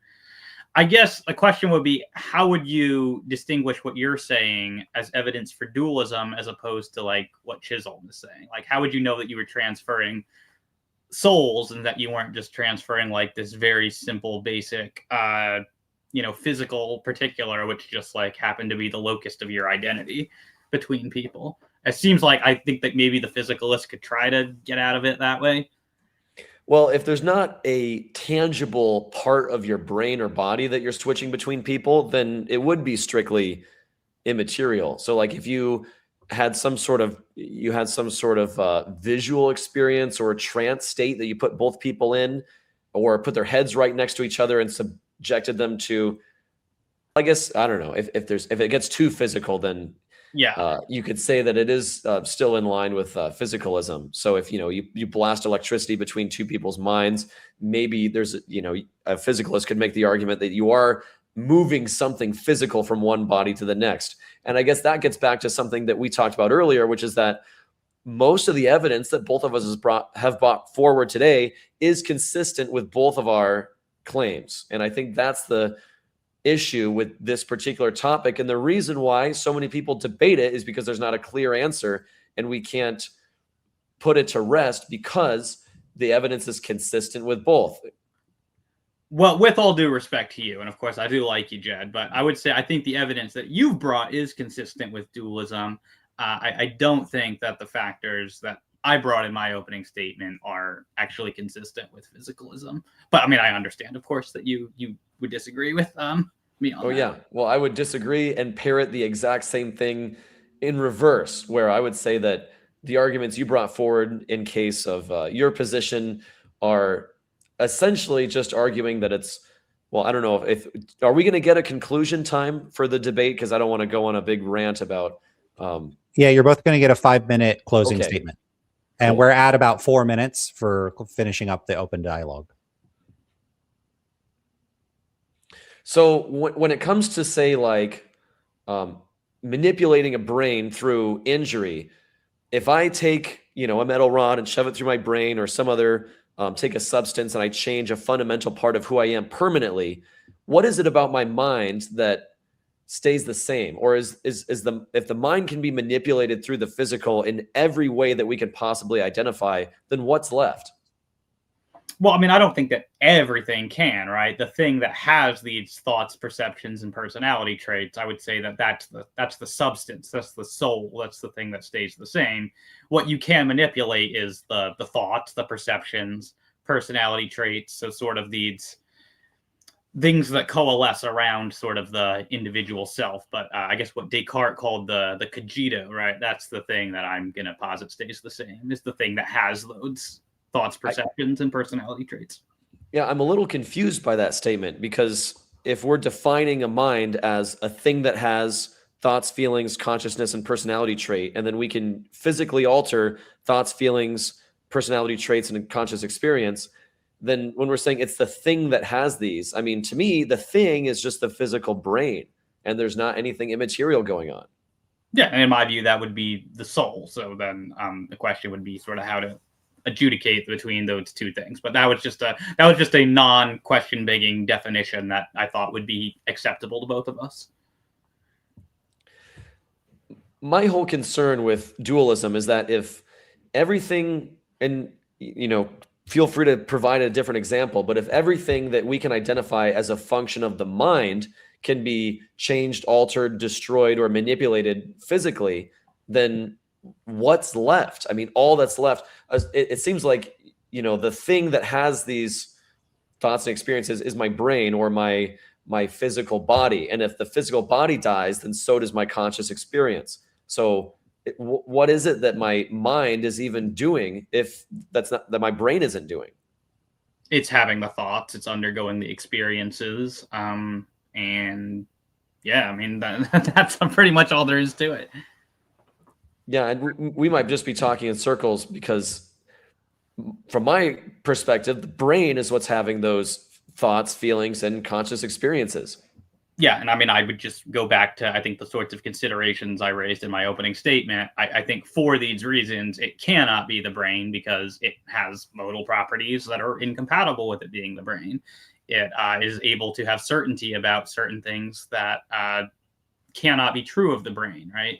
It is capable of undergoing certain types of, or holding certain types of visual images before itself that you cannot find in the brain. So I would just go back to my opening statement essentially and say, I don't think that any of these things can be true for the brain. Yeah, when we talk about, and just to go back to the argument from indirect realism, if we were to compare, say, a camera to like the visualizations you get in your head, your eyeballs act a lot like a camera lens, where they're creating an image of the world around you through a lens, and then they're creating a mental image. The mental image is essentially the photo that the camera produces. The photo itself with regard to the camera, if it spits it out, does exist in a physical way. Or let's say it's a digital camera and you're looking at a photo through a screen. All it is ones and zeros, in the same way that mental image is just electrons in your brain. So unless the photo is printed off, all we get from the camera are ones and zeros. And if you were to open up the camera, the image doesn't actually exist within, but your mental image similarly doesn't exist anywhere in the brain. It's just electrons. But the photo does actually exist, right? Only if you print it off. But if it's a digital camera and you don't print it, you can see it through the screen. That's the mental visualization, sure. But it's really only ones and zeros when you look into the guts of the camera. Okay, I know we're running out of time here. Yeah, I would say that that's fine. So wrap it up. As far as the screen's concerned, you're looking at like a bunch of different little pixels, a bunch of different things of light. In your mind is where I would say the actual image is at there. That is giving sort of meaning to the various sort of pixels that are being lit up on the screen. But yeah, sorry, I don't think we have time to give more details than that. Yeah, we can move on. Sure.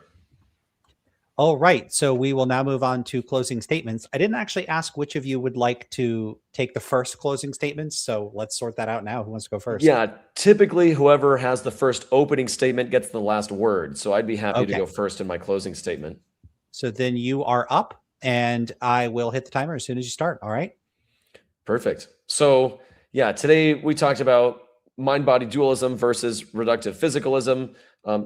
All the evidence that we find within the mind, the brain, it's all consistent, and I would say points to the idea that our minds are a function of our physical brain. There's nothing non-physical going on. Everything that we can identify with the brain, we can pinpoint where it's happening. Within the brain, we can measure the electricity that's moving around in our brain in order to create these mental images. We can manipulate, alter, destroy, and recreate different character traits, values, beliefs, personality, memories. Everything is malleable by manipulating the physical brain. If there was anything about my soul or my mind that was not physical, then surely there would have to be something that can't be altered through adjusting the physical brain. Even my conscious experience can be drastically altered or shut down by ingesting certain chemicals or drugs. I can take put the gas mask on, I go to sleep, my conscious experience ends, I'm still alive, but by ingesting a substance, I'm blocking the conscious experience from manifesting within my brain. I don't think any of the arguments we heard today from Dave point to or are exclusively in line with mind-body dualism. All of them can be explained by physical material. The first argument is basically just saying it's not logically impossible, therefore it's possible. I think this is a weak argument and can be applied to any claim whatsoever. Indirect realism, the idea that I have a mental picture in my head based on my sensory perception, it's based on the brain creating a mental picture. So even though you can't crack open my brain and look at the picture from someone else's perspective, the images, you could say, don't exist anywhere per se, but they are tied to the physical world. So I have a mental image of the room around me, and it's not completely fabricated in the sense that my brain is making it up 100%. It's based on the world around me. And with most people, it's accurate to maybe 99%. The things I see and the things I can touch and hear and smell, most of these things are actually real. So I'm interacting with a reality that's really around me. That is, of course, assuming that reality is actually what it appears to be. And of course, both of us are assuming that hard solipsism isn't the case. If it was, then the wall I'm touching next to me is actually a fake wall. And the sensation I get when I touch it, or the visualization I get when I look at it, is actually fake. My brain is making it up or being spoon-fed information. In the same way, if I'm experiencing pain in my head, like I think I'm experiencing pain because I'm exposed to electricity, that pain is a real first-person experience, just like the sight of the wall next to me is a first-person experience. So the pain is infallible in the same way that my sight of the wall is infallible, because the pain is only caused by sensations and physical things that are happening within the brain. The brain experiences and causes pain to the perceptor. So if it weren't for the brain, we wouldn't have any pain. If I was a mind floating out in the ether, like once I get to heaven, there's presumably no pain. Or if a mind could exist without a body, there's no reason to believe that it would experience pain because it doesn't have any pain receptors. So everything that we identify as a part of the mind is contingent with the physical body, and I see insufficient evidence to demonstrate otherwise. Thanks. We will turn it over to you, Dave. You will have 5 minutes as soon as you're ready to go. Awesome. All right. Well, again, thank you, Lance, for hosting the debate, and Jed, I appreciate you participating. I know it was a little bit last minute. We tried to find another opponent, and he backed out at the last minute. So I do appreciate you for stepping in, Jed. I do appreciate that. Just to kind of briefly recap, I think I argued that we possess certain modal properties that physical objects cannot possess. I've argued that indirect realism is a correct theory of perception, and that indirect realism entails that there are immaterial mental entities.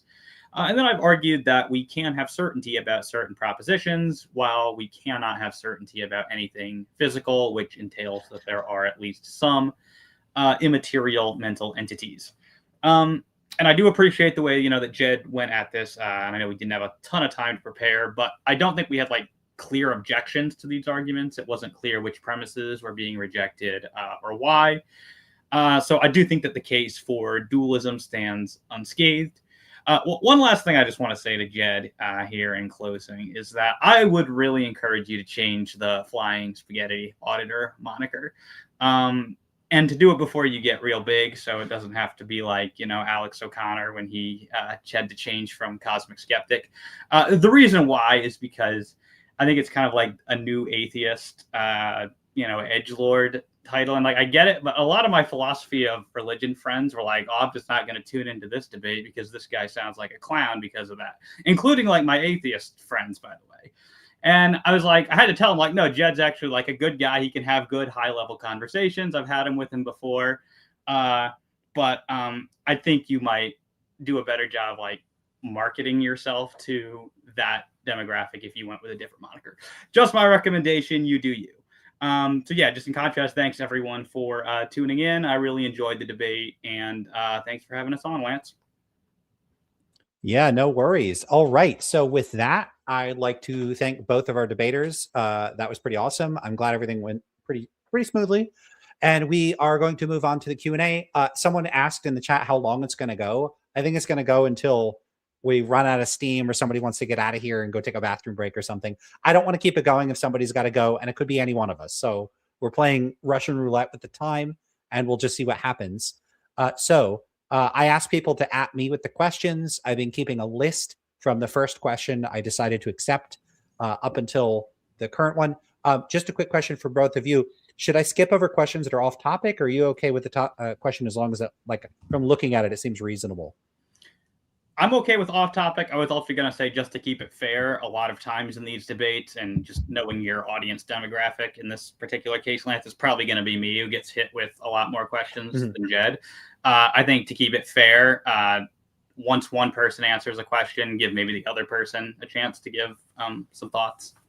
Yeah, I was going to pair the same thing. I'm okay with any and all questions, and even if they're not questions, sometimes statements invoke great conversations between the two of us. And if it's okay with you, Lance, any question or comment that sparks a bit of back and forth between Dave and I'm open to as well.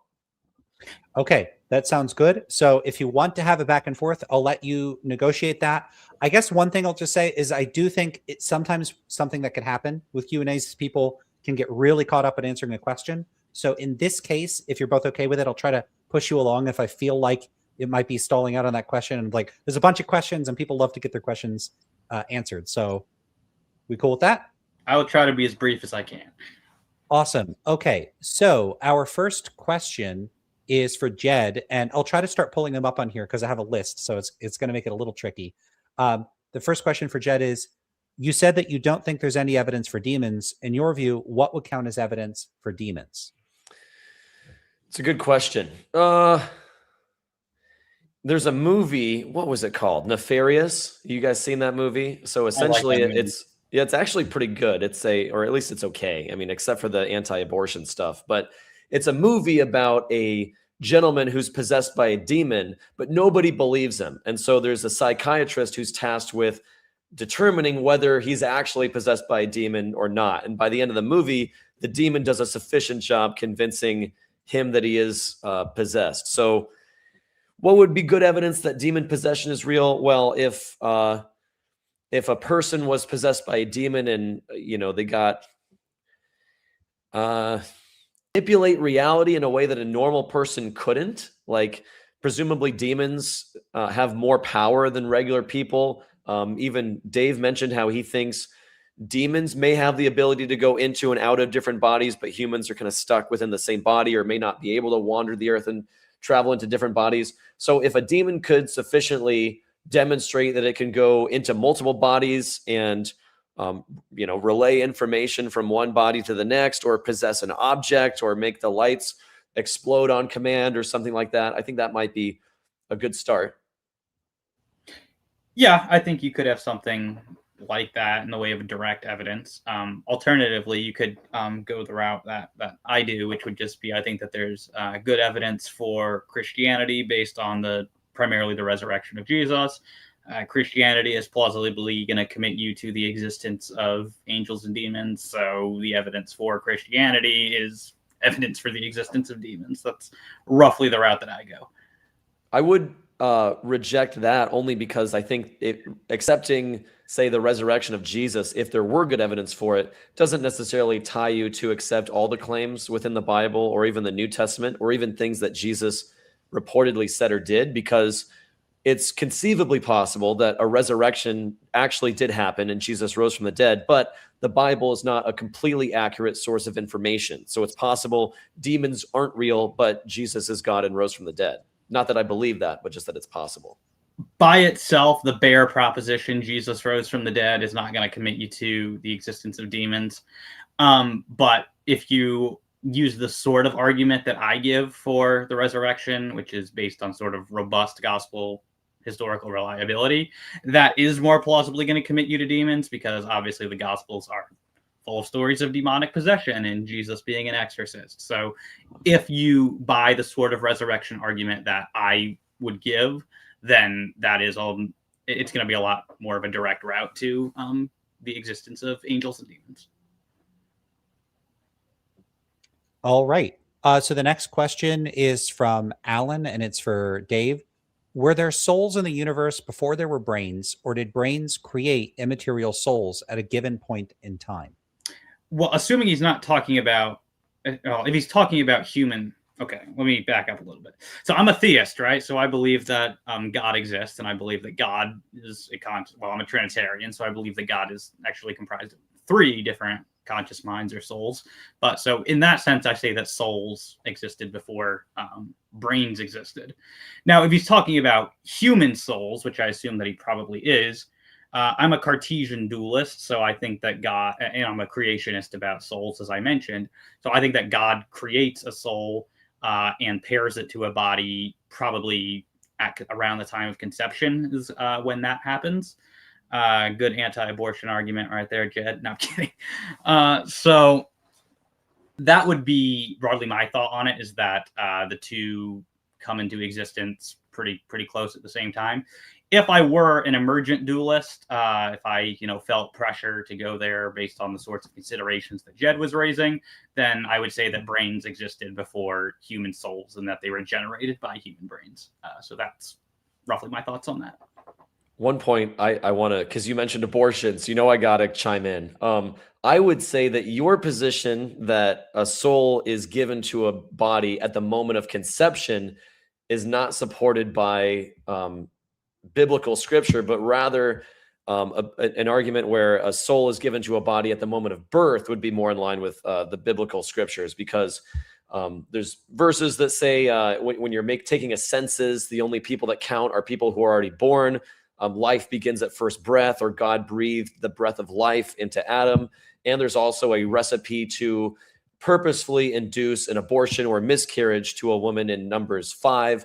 Presumably because God doesn't consider unborn fetuses worth saving because, it was formed by adultery. So just go ahead and abort it. No big deal. So I think there's a good case to be made that souls within the birth rather than conception.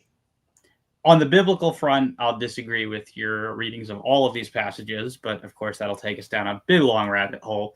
As far as the science of it is concerned, I think that there's abundant evidence that fetuses possess conscious experience from very early on, and to the extent that the sorts of arguments for substance dualism indicate that conscious experience is the only is essentially can only be possessed by a being with a soul, that would just provide a completely separate argument against abortion, like wholly apart from scriptural considerations. Yeah, I would only add that the conscious experience of, I don't have the number of weeks, in front of me, but the conscious experience that a fetus, to whatever extent that it can experience anything, is not gained right away. And certainly a newly conceived zygote doesn't have any conscious experience whatsoever. So this would be something added to the conscious experience is something a fetus gains, not right away, but later in development. I don't know the number of weeks off the top of my head, but certainly not right at the beginning. I think it's like 4 weeks when you start having definite signs of it. We might have to fact check that, but we can move on. All right. So the next question is for Jed. The question is from Dodd the Disgraced, who asks, do you have any answer to the hard problem of consciousness from a purely scientific perspective? Maybe Dave or you can help me out on what the hard problem of consciousness is. So I don't really think that consciousness is that big of a problem, and maybe that's from a lack of understanding what the problem actually is. But it seems to me like consciousness is just the manifestation of all the conglomerate experiences of my brain and sensory input. And we talked a little bit earlier about animals and whether they have a soul or a mind that's immaterial. I think that consciousness is just a function of a brain, and the smarter and better an animal or organism is at manipulating the world around them, the higher degree of consciousness they gain. So I think consciousness more so comes as a gradient and not so much a you either have it or you don't type thing. So maybe ants have no consciousness whatsoever, like Dave said.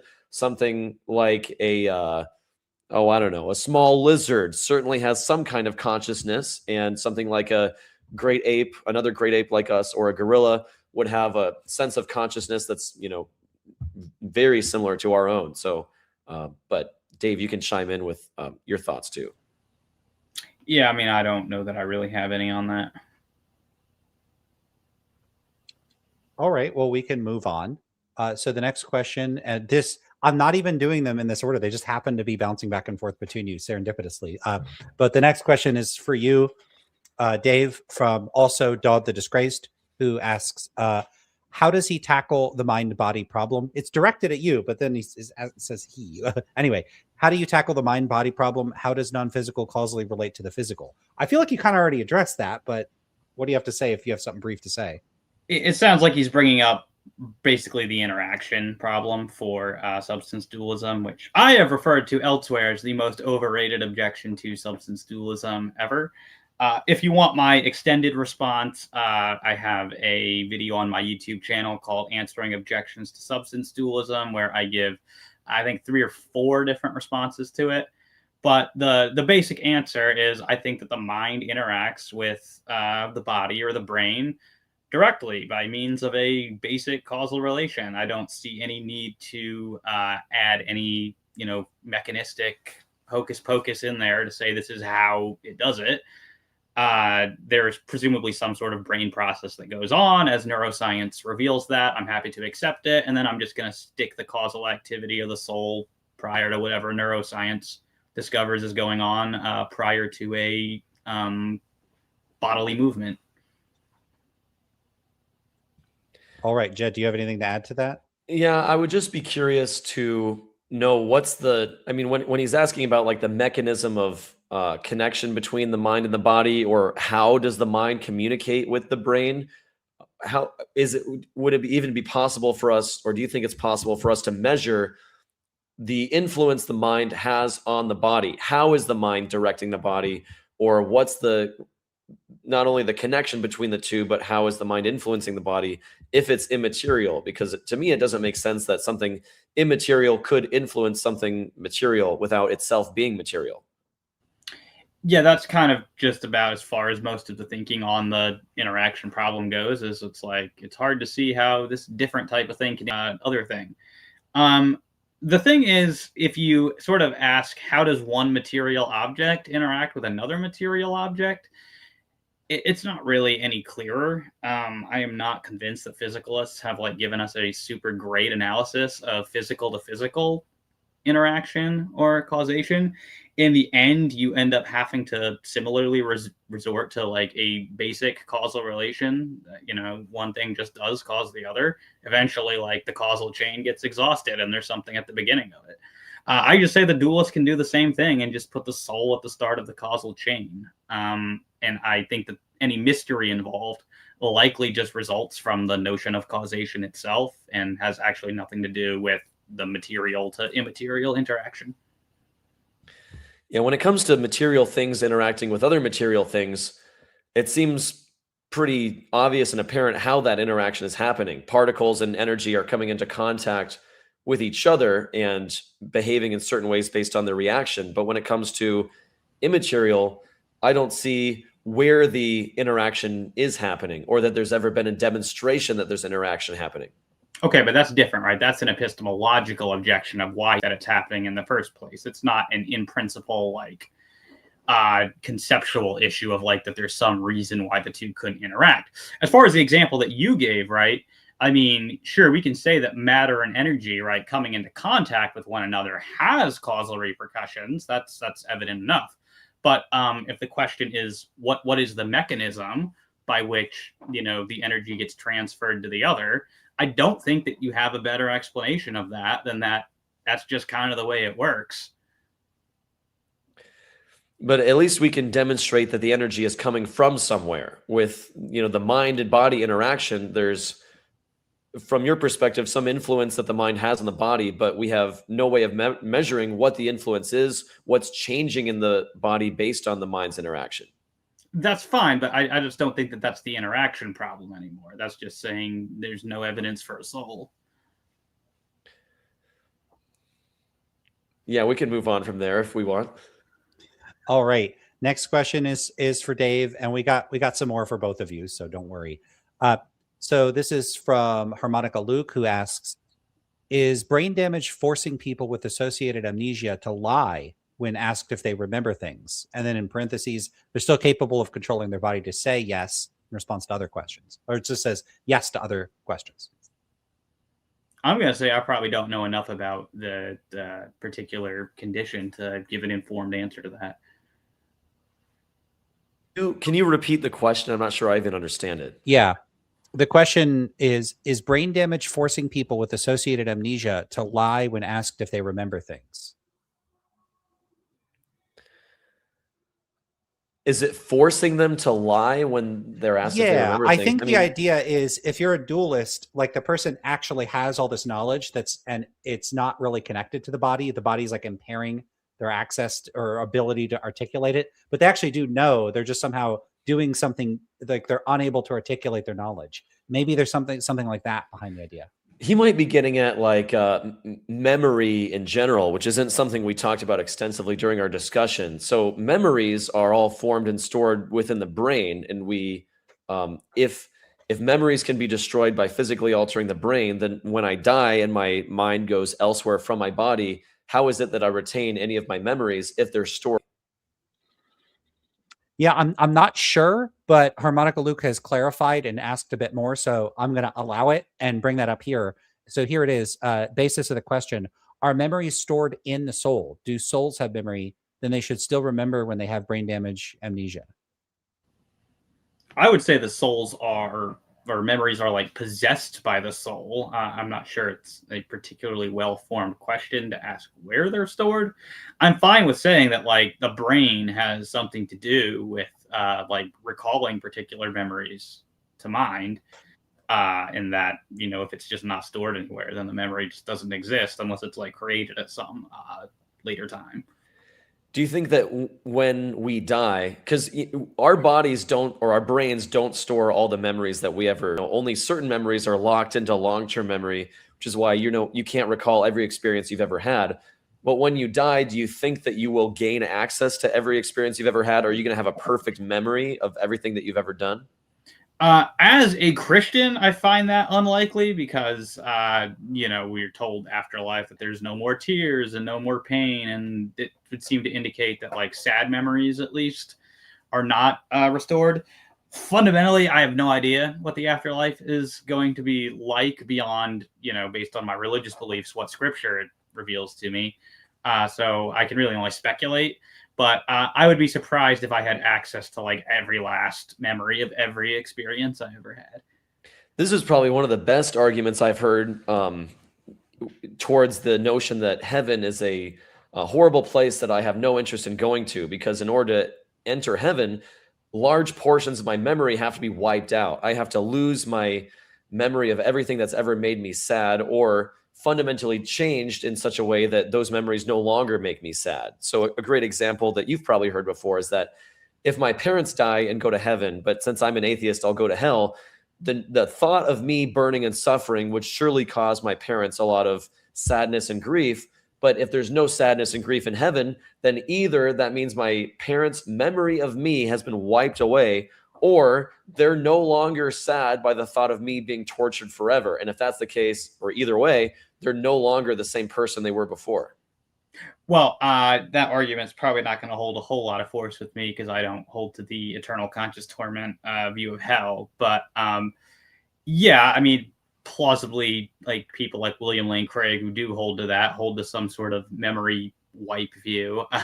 There are other options open to Christians who do hold to an eternal conscious torment view of hell. But since I don't in the first place, I just feel like that's kind of not an issue for me. So you reject verses like Revelation 20:10, which call hell eternal torment? No, I mean, the verses actually don't say that, right? They say that the smoke of their torment goes up forever and ever. It doesn't say that their torment goes on forever and ever. But the language that's used there, I mean, the exact same language is used in Isaiah, where it talks about the smoke of the destruction of, I forget which city it is, but some city is destroyed, and it says that the smoke of it goes up forever and ever. The terms there can be translated as ages and ages. Either way, I mean, you're on dubious ground if your whole argument is based on the book of Revelation, which contains a ton of figurative language. Well, one thing I would just point to is that the verse I mentioned Revelation 20:10 doesn't talk about smoke. It says the devil was thrown into the lake of burning sulfur where the beast and the false prophet had been thrown. They will be tormented day and night forever and ever. Okay, my bad. I thought you were talking about the later one. As far as I know, that's restricted to the devil and his angels, right? It doesn't talk about people. Well, that verse is only talking about the devil and the beast being tortured forever in hell. But this place, hell, the lake of burning sulfur, is the same location that the Bible says unbelievers are going to be sent. That's fine. It doesn't mean that they exist there eternally. Yeah, that's true. It could be a finite torture and then annihilation. Right. That would be broadly my view. And I think that that's actually supported by a lot of other passages in Scripture, which very strongly indicate that people who go to hell are destroyed, annihilated, they die, they cease existing. Which the thought of me being annihilated, I think would also surely cause my parents a lot of sadness. Yeah, that would probably be the better way to try to press the argument against my position. And I mean, again, it's speculative how you want to deal with that. I would say in some way or other, they would not be sad about that in the end, or at any rate, they would not have tears of sadness about that because, of course, Scripture is clear that those are all wiped away. Exactly how that works, that's a question I'm happy to leave up to God. All right, we ready for the next question? I think so. Yeah, we can move on. All right, next question is from Grant, and this is for both of you. The question is, do souls require consciousness? That is, can you have consciousness without a soul, or can you have a soul without consciousness? Do you want to take that one first, Jed, or you want me to? Well, I don't believe souls exist. So I would say you can have consciousness without a soul. As far as being like, as an internal critique towards Christianity, if I were to accept that mind-body dualism exists or that souls exist, someone who's in a coma presumably could have a soul still hidden away that's not currently experiencing any conscious experience. But I wouldn't think from a Christian perspective, someone could be conscious and experiencing life without a soul because your conscious experience or the fact that you are alive necessitates that you have a soul. But I'd be curious to hear your thoughts more than mine.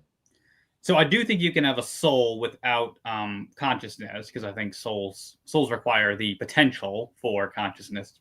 But like presumably, say you go into a dreamless sleep, right? You don't have any conscious experience. I think the soul still exists. Is not required to have conscious experience, but it is required to have the capacity or potential for conscious experience. As for whether you can have conscious experience in the absence of a soul, I mean, I think a proper analysis of consciousness, like conscious experience, is going to yield that it has to be immaterial for the sorts of reasons discussed in my opening statement. Maybe you could try to say that like a physical brain has these sort of immaterial mental properties along the line of something like property dualism. Although I'm pretty persuaded by arguments from philosophers like Ralph Steven Weir that property dualism really pretty much leads to substance dualism. So kind of whether you think that you can have a physical object that has immaterial states of consciousness is largely going to depend on how you judge the sorts of arguments that property dualism entails substance dualism. All right, next question. Next question. All right, we got a couple more for Dave, so hopefully we can swing stuff back towards you, Jed. But here we go. This says for both, but mostly directed at Dave, and it's from Ben Singleton. Do you think that widespread cognitive biases speak in favor of consciousness being shaped by evolutionary factors and supports physicalism? I don't think that it supports physicalism in any way. It could potentially indicate that evolution had some impact on the sort of way in which our brain relates to sort of our conscious experiences. I would want to resist that conclusion as well, but I think that that's the most it could potentially indicate. I don't think it says anything in favor of physicalism, fundamentally because I think that things like beliefs are just incompatible with physicalism in the first place.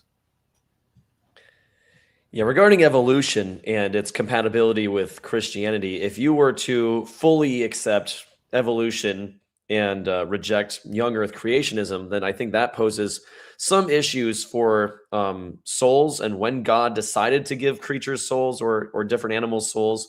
So under Dave's model, where conscious creatures besides humans have a soul, through the evolutionary process, at the very beginning, when there was only single cell or simple multi-cell organisms that have no conscious experience, at some point, God had to decide, okay, now this organism has a mutation, which is just complex enough that I'm going to grant it a soul. But none of the other organisms in its population have a soul yet, only this one. And then once that mutation became widespread, then all of its descendants had a soul. And then possibly there was a lineage from that organism that became even more simple. And then the soul was not given to its descendant. So I think it's kind of messy if you start trying to add souls into the scientific understanding of evolution. But if you were to be a complete young Earth creationist, it's pretty straightforward that God made all these kinds of animals and humans separately and just decided which ones had souls and which ones wouldn't have souls. Dave and I spoke a little bit last time about creationism and evolution. And Dave, you had kind of a mixture of the two, if I remember correctly, where you accepted evolution, but it was guided. And then the Adam and Eve story is also real. So maybe you could refresh my memory on your position about evolution and creationism. My formal position is agnosticism, but I'm most favorable to some sort of old Earth creationism where you have millions of years, but you don't have common descent. So you believe that God created independent lines of organisms, which are then subject to evolution within their kind? Yeah, that'd probably be the sort of position that I'm most favorable to. Again, I don't have dogmatic positions here because evolutionary biology is not my forte. Sure. Okay, so incidentally, the next question was Dave's stance on evolution. So scientific origins, that was answered. So we'll move on to the next question. So the next one is from Facundo. This one was a little tough for me to parse, so I'm hoping you'll follow it. Isn't distinguishing things by what we know about them the masked man fallacy? And then there's a quote, I know a lot about Bruce Wayne. I don't know much about Batman. Therefore, Bruce Wayne isn't Batman. And I believe this was directed at you, Dave, but either of you can address this. Yeah, I think he's probably making some objection probably to my third argument based on sort of some well-known difficulties involved in like trying to determine properties based on epistemic. They're basically their epistemic characteristics. I think that's correct. In which case, I mean, that's a lot to get into. If you want my full answer to that, see my video responding to James Fodor, where he kind of raised this epistemic properties objection to my argument from introspection, and I give a fuller response there than what I think I have the time to do here. Yeah, I don't have it. Okay, fair enough. Are you all okay with a silly question, or should I go only for serious ones? Hit us with it. We need some laughs, Lance. You're dying out here.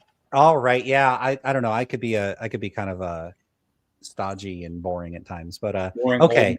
You're a dad. Man. So this is a question from Grant, and it's just asking you basically like which superhero you prefer, and this is for both of you. So Batman, Superman, or Iron Man? Batman, of course. Depends on prefer. I mean, if I'm going to watch the movie, probably Batman, like The Dark Knight, or Iron Man is more interesting to me. But which superhero do I think is like the coolest in terms of their powers? Obviously Superman, because Iron Man and Batman aren't actually super. They don't actually have powers as far as I know. They're just rich and smart and build cool stuff. So Superman's the only one actually with pretty extraordinary powers. All right, this is directed at me, and I feel like this one would be okay for me to answer. So I am like a Batman partisan. I've always just really liked the idea of someone that doesn't have powers like outsmarting their enemies and just being planning contingencies for everything. I just think that's a cool way of handling things. But okay, I don't know if those questions tell us something about ourselves. Superheroes. Sorry, Dave? That Lance officially has based opinions on superheroes. I don't know if that's based or not, but all right, let's go to the next one. This is from Goblin Lord. And the question is, for the thought experiment where David asked to imagine having the physical part of you separated from you, is this not asking the other person to accept in the first part that this looks like it got cut off. So I think I can probably anticipate what he's asking. I think he's probably I don't see the rest of the question, so I don't know where it got cut off to. I'd have to go dig it up. I suspect he's saying the very invitation to engage in the thought experiments that I offered in support of the third premise of my modal argument is effectively it's asking the person to sort of concede the debate from the start.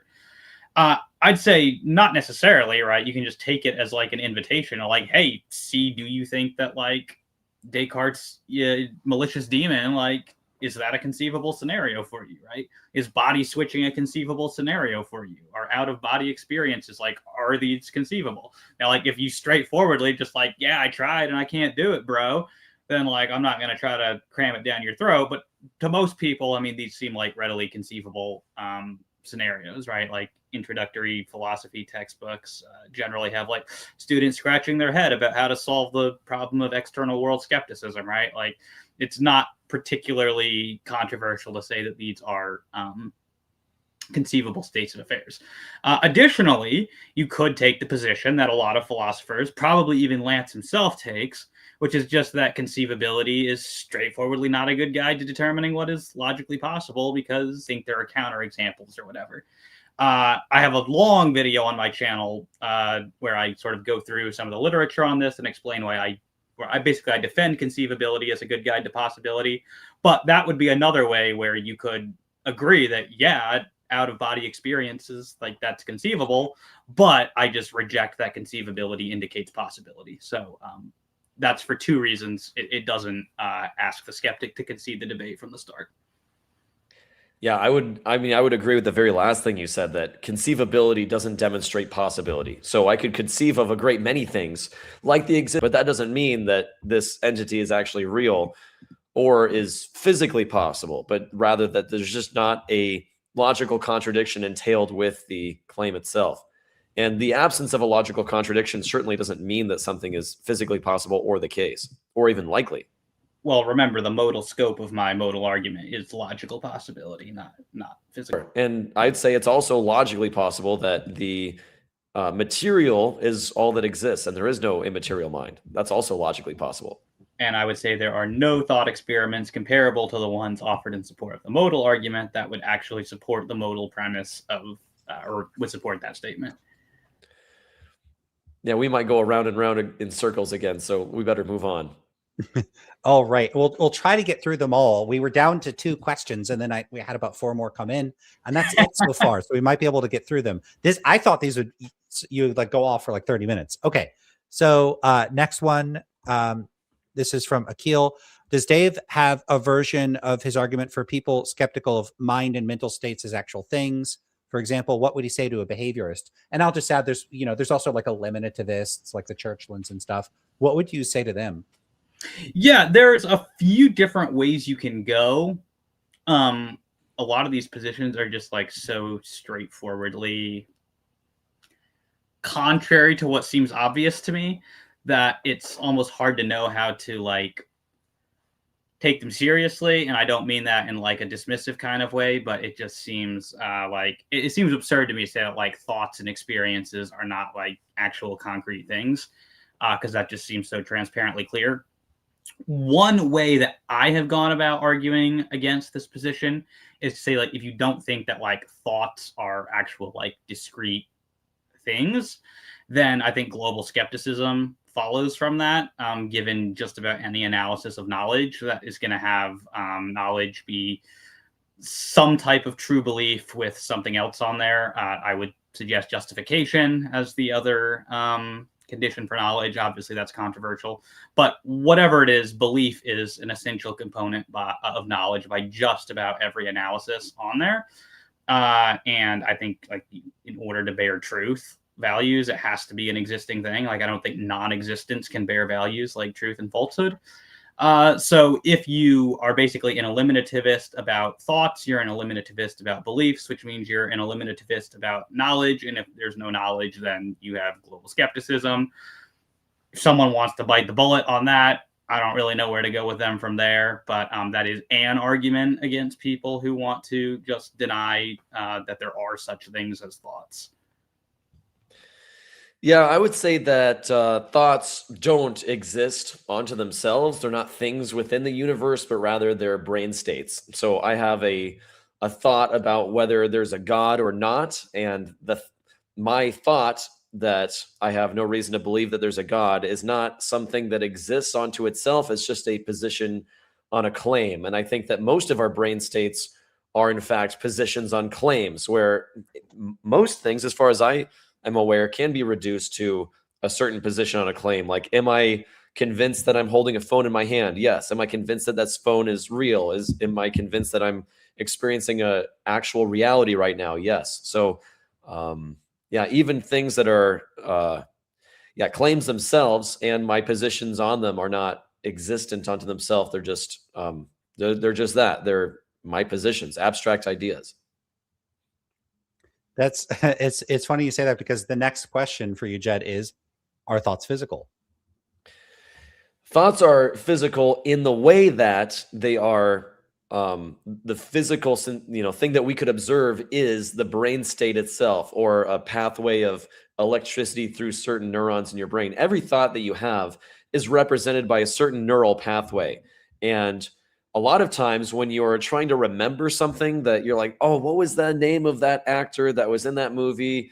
Oh, what was the name of that movie? Oh, this other actor was in it. Your brain starts to create these, recognize these different patterns. And by recognizing, Scarlett Johansson was in the movie. Oh, the movie had a dinosaur in it. Oh, the name of the movie was such and such. And then by connecting all these dots, it triggers another pathway. Oh, now I remember the actor from that movie. It was Brendan Fraser. So this thing that isn't right on the cusp of your grabbable knowledge can be retrieved from your memory storage through activating other similar motor neural pathways. And a lot of times people who are really great at remembering things are using mnemonic devices and other tools to help them remember by associating certain things with other things that help them remember. So are you saying that you think that thoughts are identical to neural? The physical manifestation of a thought is the neural pathway, but thoughts themselves can also be described as abstract ideas. Is the physical manifestation something distinct from the thought? Is it distinct from the thought? In the way that we describe them, yes. So the physical manifestation is just a pathway of electricity, and we would have no idea of knowing what the thought represents just simply by looking at somebody's brain scan. So the thoughts themselves are necessarily first person in the sense that no one else can know what's in my head, but that doesn't mean that it's immaterial, because there still is a material, there's material behind it, in the same way that a computer program is comprised of ones and zeros. But if I see a giant screen of ones and zeros, I have no idea what it's supposed to represent. It takes a computer to turn that into something that I can recognize. Can a neural pathway be true or false? A neural pathway that represents a belief could be true or false based on its correspondence with reality. Okay, so how does a neural path correspond to, say, like, the thought is that Brendan Fraser was in the movie, right? How does the neural pathway correspond to the fact that Brendan Fraser was in the movie, when, like, sure, very clearly, like, the two have very different properties? Yeah, so if I have a thought, Brendan Fraser is in this movie, it's either true or false. If we're talking about The Mummy, then it's a true thought. But regardless of whether Brendan was in the movie or not, the fact that I have the neural pathway is true. So it's true that my brain is experiencing a thought, but that thought may or may not correspond with reality. Right. The proposition about that is true. And I'm asking if the neural pathway itself can be true. I mean, to me, to say a neural pathway can be true or false is like as silly as saying that a tree can be true or false, or an apple can, or any other physical object can be true or false. It just seems like a straightforward category error. But that was the only point I was trying to make. Sure. And I think that's a reasonable distinction to make. And I think if we were to say like a tree is true, it doesn't really make sense because that's not the way language works. But if we were to say, is it true that this tree exists? Then we could say that claim is either true or false. Right, because you're describing a proposition, a mental entity, which is about the tree. But that's kind of Right. the point I'm making. You could have a mental thought about your neural pathway that is true. I don't think the neural pathway itself can be true. But if you're trying to identify neural pathways with thoughts, then you effectively have to say neural pathways can be true or false. And so that was kind of the problem I was trying to highlight. Yeah, and I suppose if you're gonna phrase it like that, then you could say a neural pathway is true, just like I could say, is the claim I'm hiding behind this hand true? Well, you don't know if it's true or not until you learn what the claim is. So similarly, if you don't know what my neural pathway represents, you are incapable of distinguishing whether it's true or false. But you have to learn what the claim is in order to make that judgment.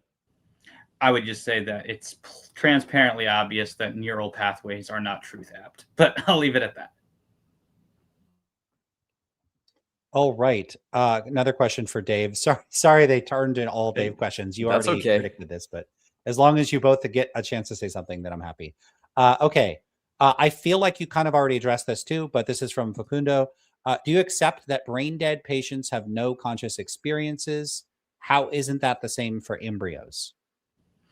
I don't actually know if they have no conscious experiences or not, but we could accept that they don't, and I could accept that an embryo at like a certain stage also doesn't have conscious experience. Remember, souls only need to have the capacity or potential for conscious experience. They don't actually have to be undergoing it.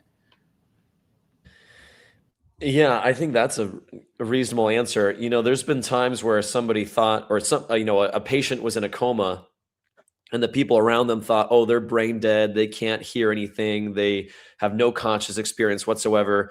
The patient, after waking up, lets everyone around them know, I was in fact conscious the whole time and I could hear everything that you were saying. And so it gave them a great amount of stress to hear their family members debating about whether to pull the plug on them or not.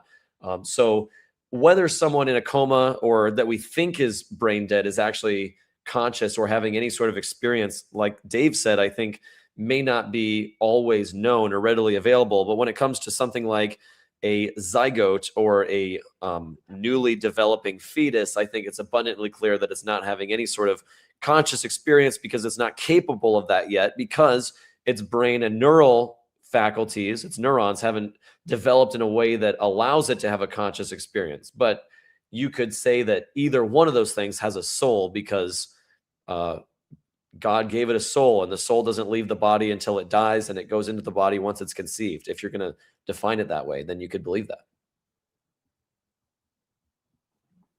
All right. Next, another question for Dave. What's your take on the other minds problem? How can we verify someone has a soul or immaterial mind in ways which isn't conceivably replicable by mindless beings? Yeah, I'd have to probably think about the last part of that question a little more to parse out what exactly Leo's saying there. By the way, shout out. How's it going, Leo? Good to see you here. But yeah, broadly, my approach to the problem of other minds is that we infer their existence largely the same way we infer the existence of physical objects.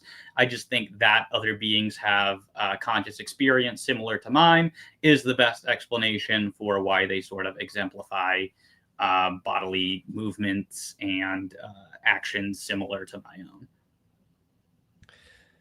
Yeah, unless you're going to accept hard solipsism, I think it's pretty trivially obvious that other minds exist within other brains, or that other brains are creating conscious experiences like my own. I have a body and I'm a conscious ape running around with thoughts and feelings, and I can see other people are very much like me, and I have every reason to believe that these other apes running around have their own conscious experience, feelings, and emotions and values. And that's evidenced by the fact that when I talk to somebody else, they present me with ideas that either I haven't learned or I would never come up with on my own, or their values are drastically different from mine, or their behavior is drastically different from mine. So yeah, I think it's pretty obvious that other minds exist within other brains. All right. We only got a few more questions, so we might be able to wrap it up. There's a quick one for you, Dave, from Facundo, who says, Dave, you got my masked man question right. Thank you. Have you really answered the masked man fallacy objection elsewhere? I'll have to go look it up. Which one was the masked man objection? I've already forgot. The Which one with the Batman one? Oh, wait. No, we're back to superheroes? No, this was about like if you know who Bruce Wayne is, but you don't know anything about Batman. Right. Yes. Okay. I forgot that was the technical name for it. Yeah, I always had a different name for that fallacy. But yes, I addressed that in my video responding to James Fodor on substance dualism. I think it's called Defending Dualism, a response to James Fodor. So yes, I just refer you to that video. What's the technical name for that fallacy, Dave? I guess masked man fallacy. Oh, okay. Yeah, I have to admit I'm not very familiar with it. Okay. I'm familiar with it, but just under a different name. Sorry, Lance, I didn't mean to cut you off. No, it's all good. We ready to move on? I believe so. Cool. Another question for Dave. I'm really sorry about that. It's just that's how it turned out. So it's from Leophilius. It's very similar to the previous one, which is what do you think of P zombies? Is it coherent for there to be an agent that behaves as if it's a soul but doesn't actually have a soul? Yes, I do think that it's a coherent idea. Okay. The last part of the question, is it coherent for an individual to behave as though they have a soul when they really don't? Yep. I think he's just alluding to like the idea of a philosophical zombie, which is basically it's somebody who acts exactly like a normal person, like you or I would, but they don't actually have any conscious experience. Yeah, well, under the theistic model, I'm not sure how that could even be possible, because I mean, God could do anything, I guess. So I guess it's possible. But if someone is walking around and they have a body and they're acting exactly like any other human, I don't see any reason to believe that they wouldn't have a soul. But if they're acting like a zombie in that case, then maybe we could say that they're a body without a soul, or, I don't know. All right. Dave, another question for you. Not sure what you're going to think of this one. It's from Scientific Origins. Some people think you could communicate with souls via seance or a Ouija board. Are you one of those, Dave? I don't know that I am a person who thinks that can actually happen on the regular. It's something I think, given my Christian beliefs, I have to be open to that possibility that maybe that could happen.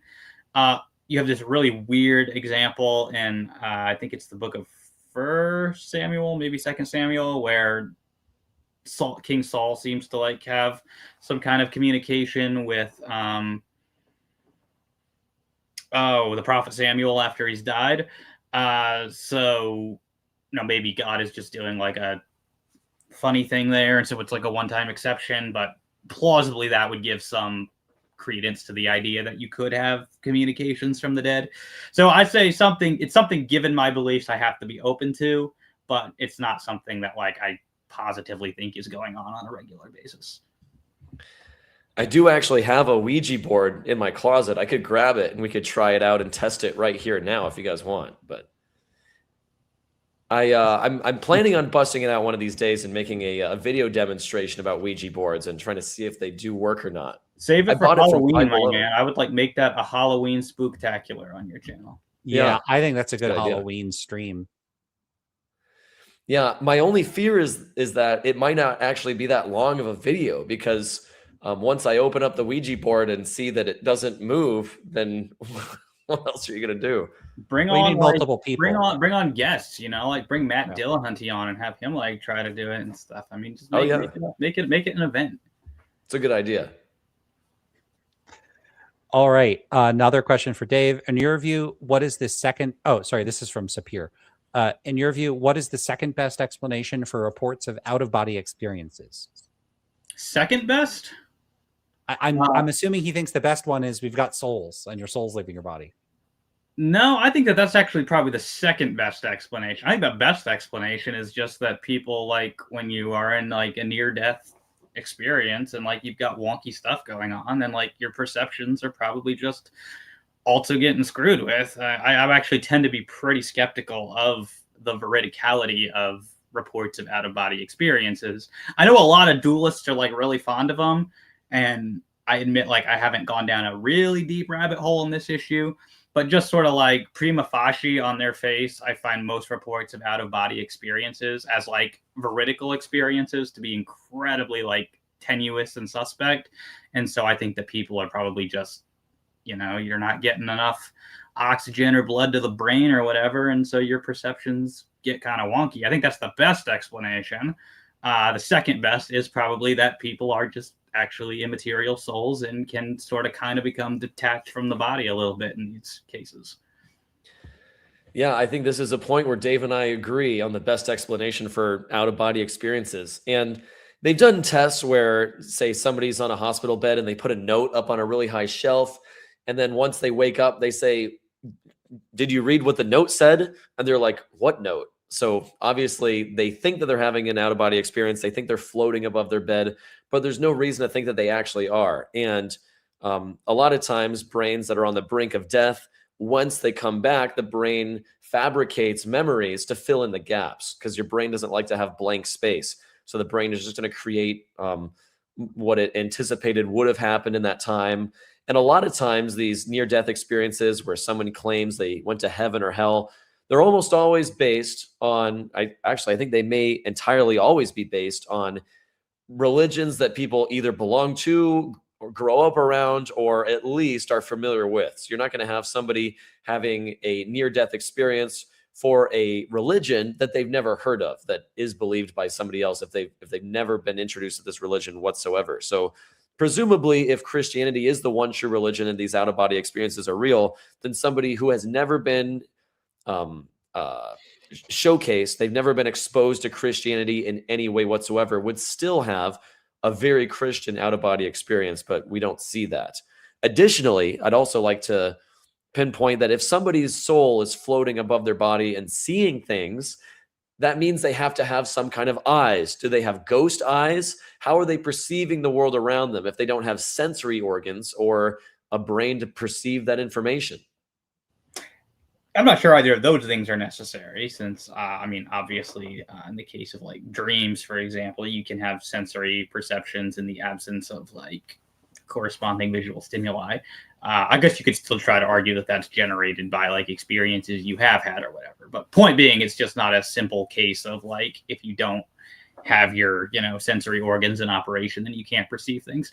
And as to the question of whether non-Christians have sort of like Christian near-death experiences, I have read that there's like this figure of light or something that is like supposed to appear, and that some people, even from like non-Christian traditions, claim to have seen. Some people think that that's Jesus, but I'm a little skeptical there as well because he tends to tell them pretty heretical things. But all that just to say, I'm not sure it's like as straightforward as Jed is saying, but ultimately, I still am pretty skeptical of the veridicality of out-of-body experiences. I think the light figure is actually Zeus that they're seeing. So everyone is seeing Zeus, and that the Greek mythology is actually the true religion. But with regards to like the ghost eyes I was mentioning, and you brought up dreams, during a dream, your actual body may still be taking in some sensory input. So sometime if you fall asleep with a TV on, your brain kind of reinterprets what it hears on the TV as part of your dream. But in that case, you're using your body's actual sensory organs and reinterpreting them in a different way. If you have a out-of-body experience where you're floating above your body or you can see your own body, that entails that you're no longer using your body's sensory organs, because if you were, your eyes would be looking up at the ceiling and not down at yourself or floating above your bed, so that you have to have some kind of ghost eyes. And then, in a dream where you're, let's say you have some sort of completely radical dream, you mentioned that these visuals could be based on past experiences, which I think is, definitely part of it. But you could also have dreams that are completely fabricated by your own brain. And if you're going to claim that the out-of-body experience is a sensation of the actual world around you from a different perspective, then that necessitates that something besides your own brain is just fabricating completely made up information, but you're taking in real sensory data with something besides your own organs. All right, well, we're pushing 3 hours, and I know Lance is trying to wrap up. So Yeah, we got 4 more questions, so we're going to try to get Keep through them them. coming. Yeah, there was one way back that I somehow skipped. I don't know why, for Jed. So we're going to get back to that. Sorry about that, Chow Knight. Job. So this is from Chow Knight, a question for Jed. What's your biggest struggle with Christianity, and what would it take for you to say, maybe the theists are onto something?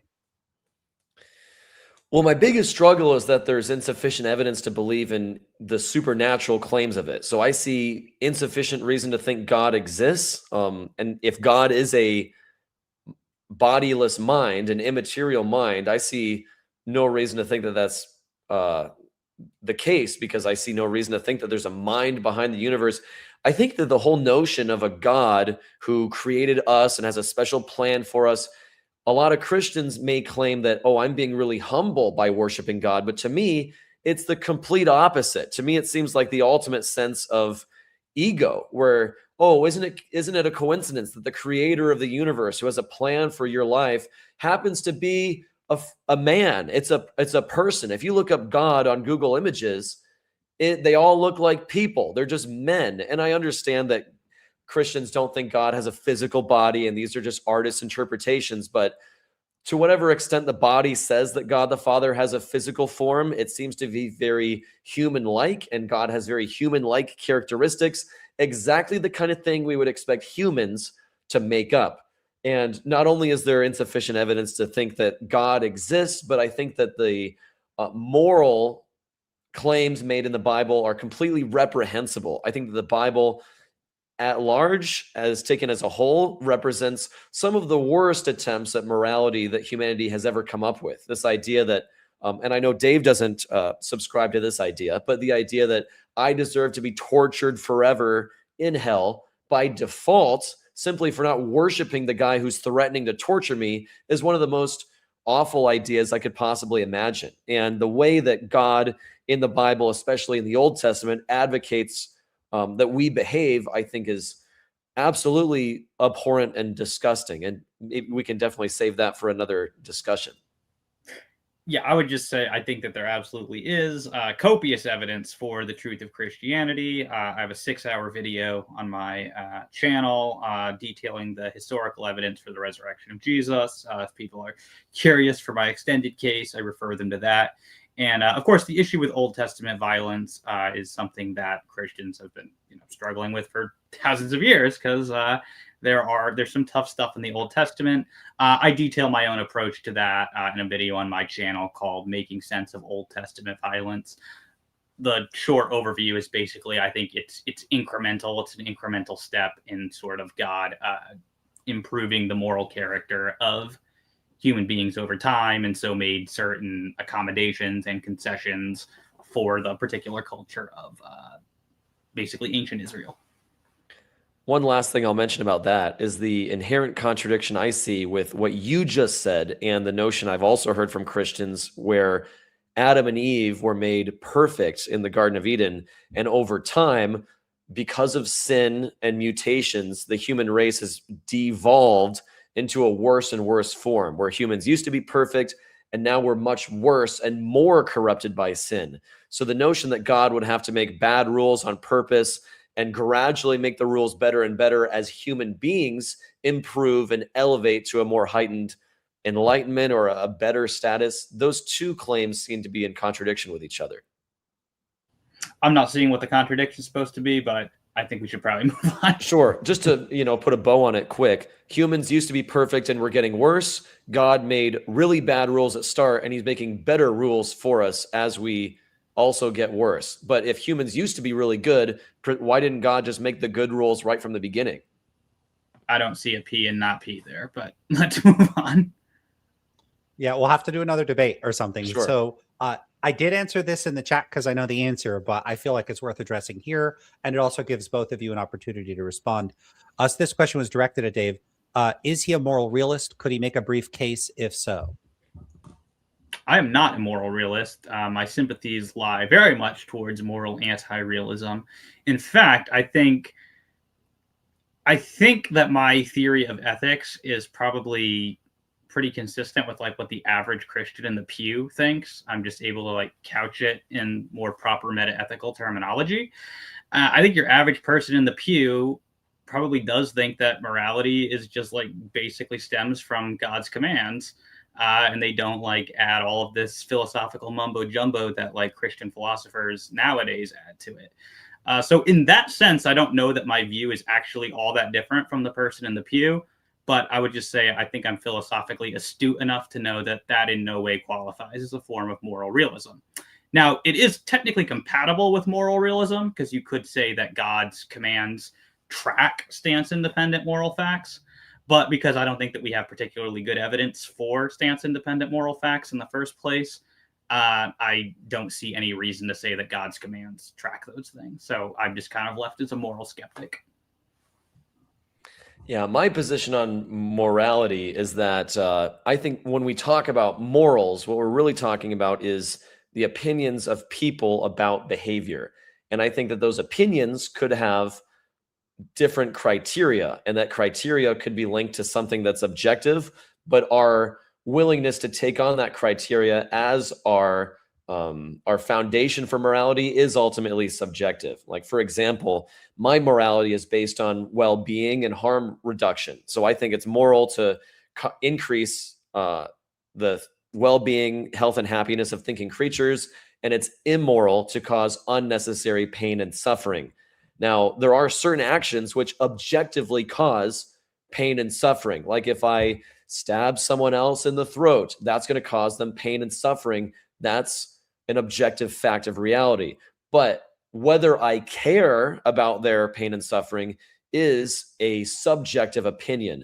There's nothing intrinsic in the universe that forces me or anyone else to care about suffering or pain reduction or well-being, other than the fact that it's been ingrained in most of our brains through the process of evolution because we're a social species. So we survived by working together, cooperating, and helping each other avoid pain and tackling problems as one cohesive unit. So evolutionarily, we've survived based on teamwork and cooperation. So those are values that most of us have. But again, there's nothing intrinsic in the universe. I don't think morality is a fact of the universe. And if you were to remove every human mind from existence, then I think morality would also cease to exist. Are you clapping over there yet, Lance? All right. We got two more questions. All right. This is a question for Jed from Cassius Khan. Question for Jed. Do you believe in anything that exists that is conceptual yet non-physical? If so, then if those things can be in the brain, wouldn't one part of the brain be not physical? I feel like it's very similar to a previous question.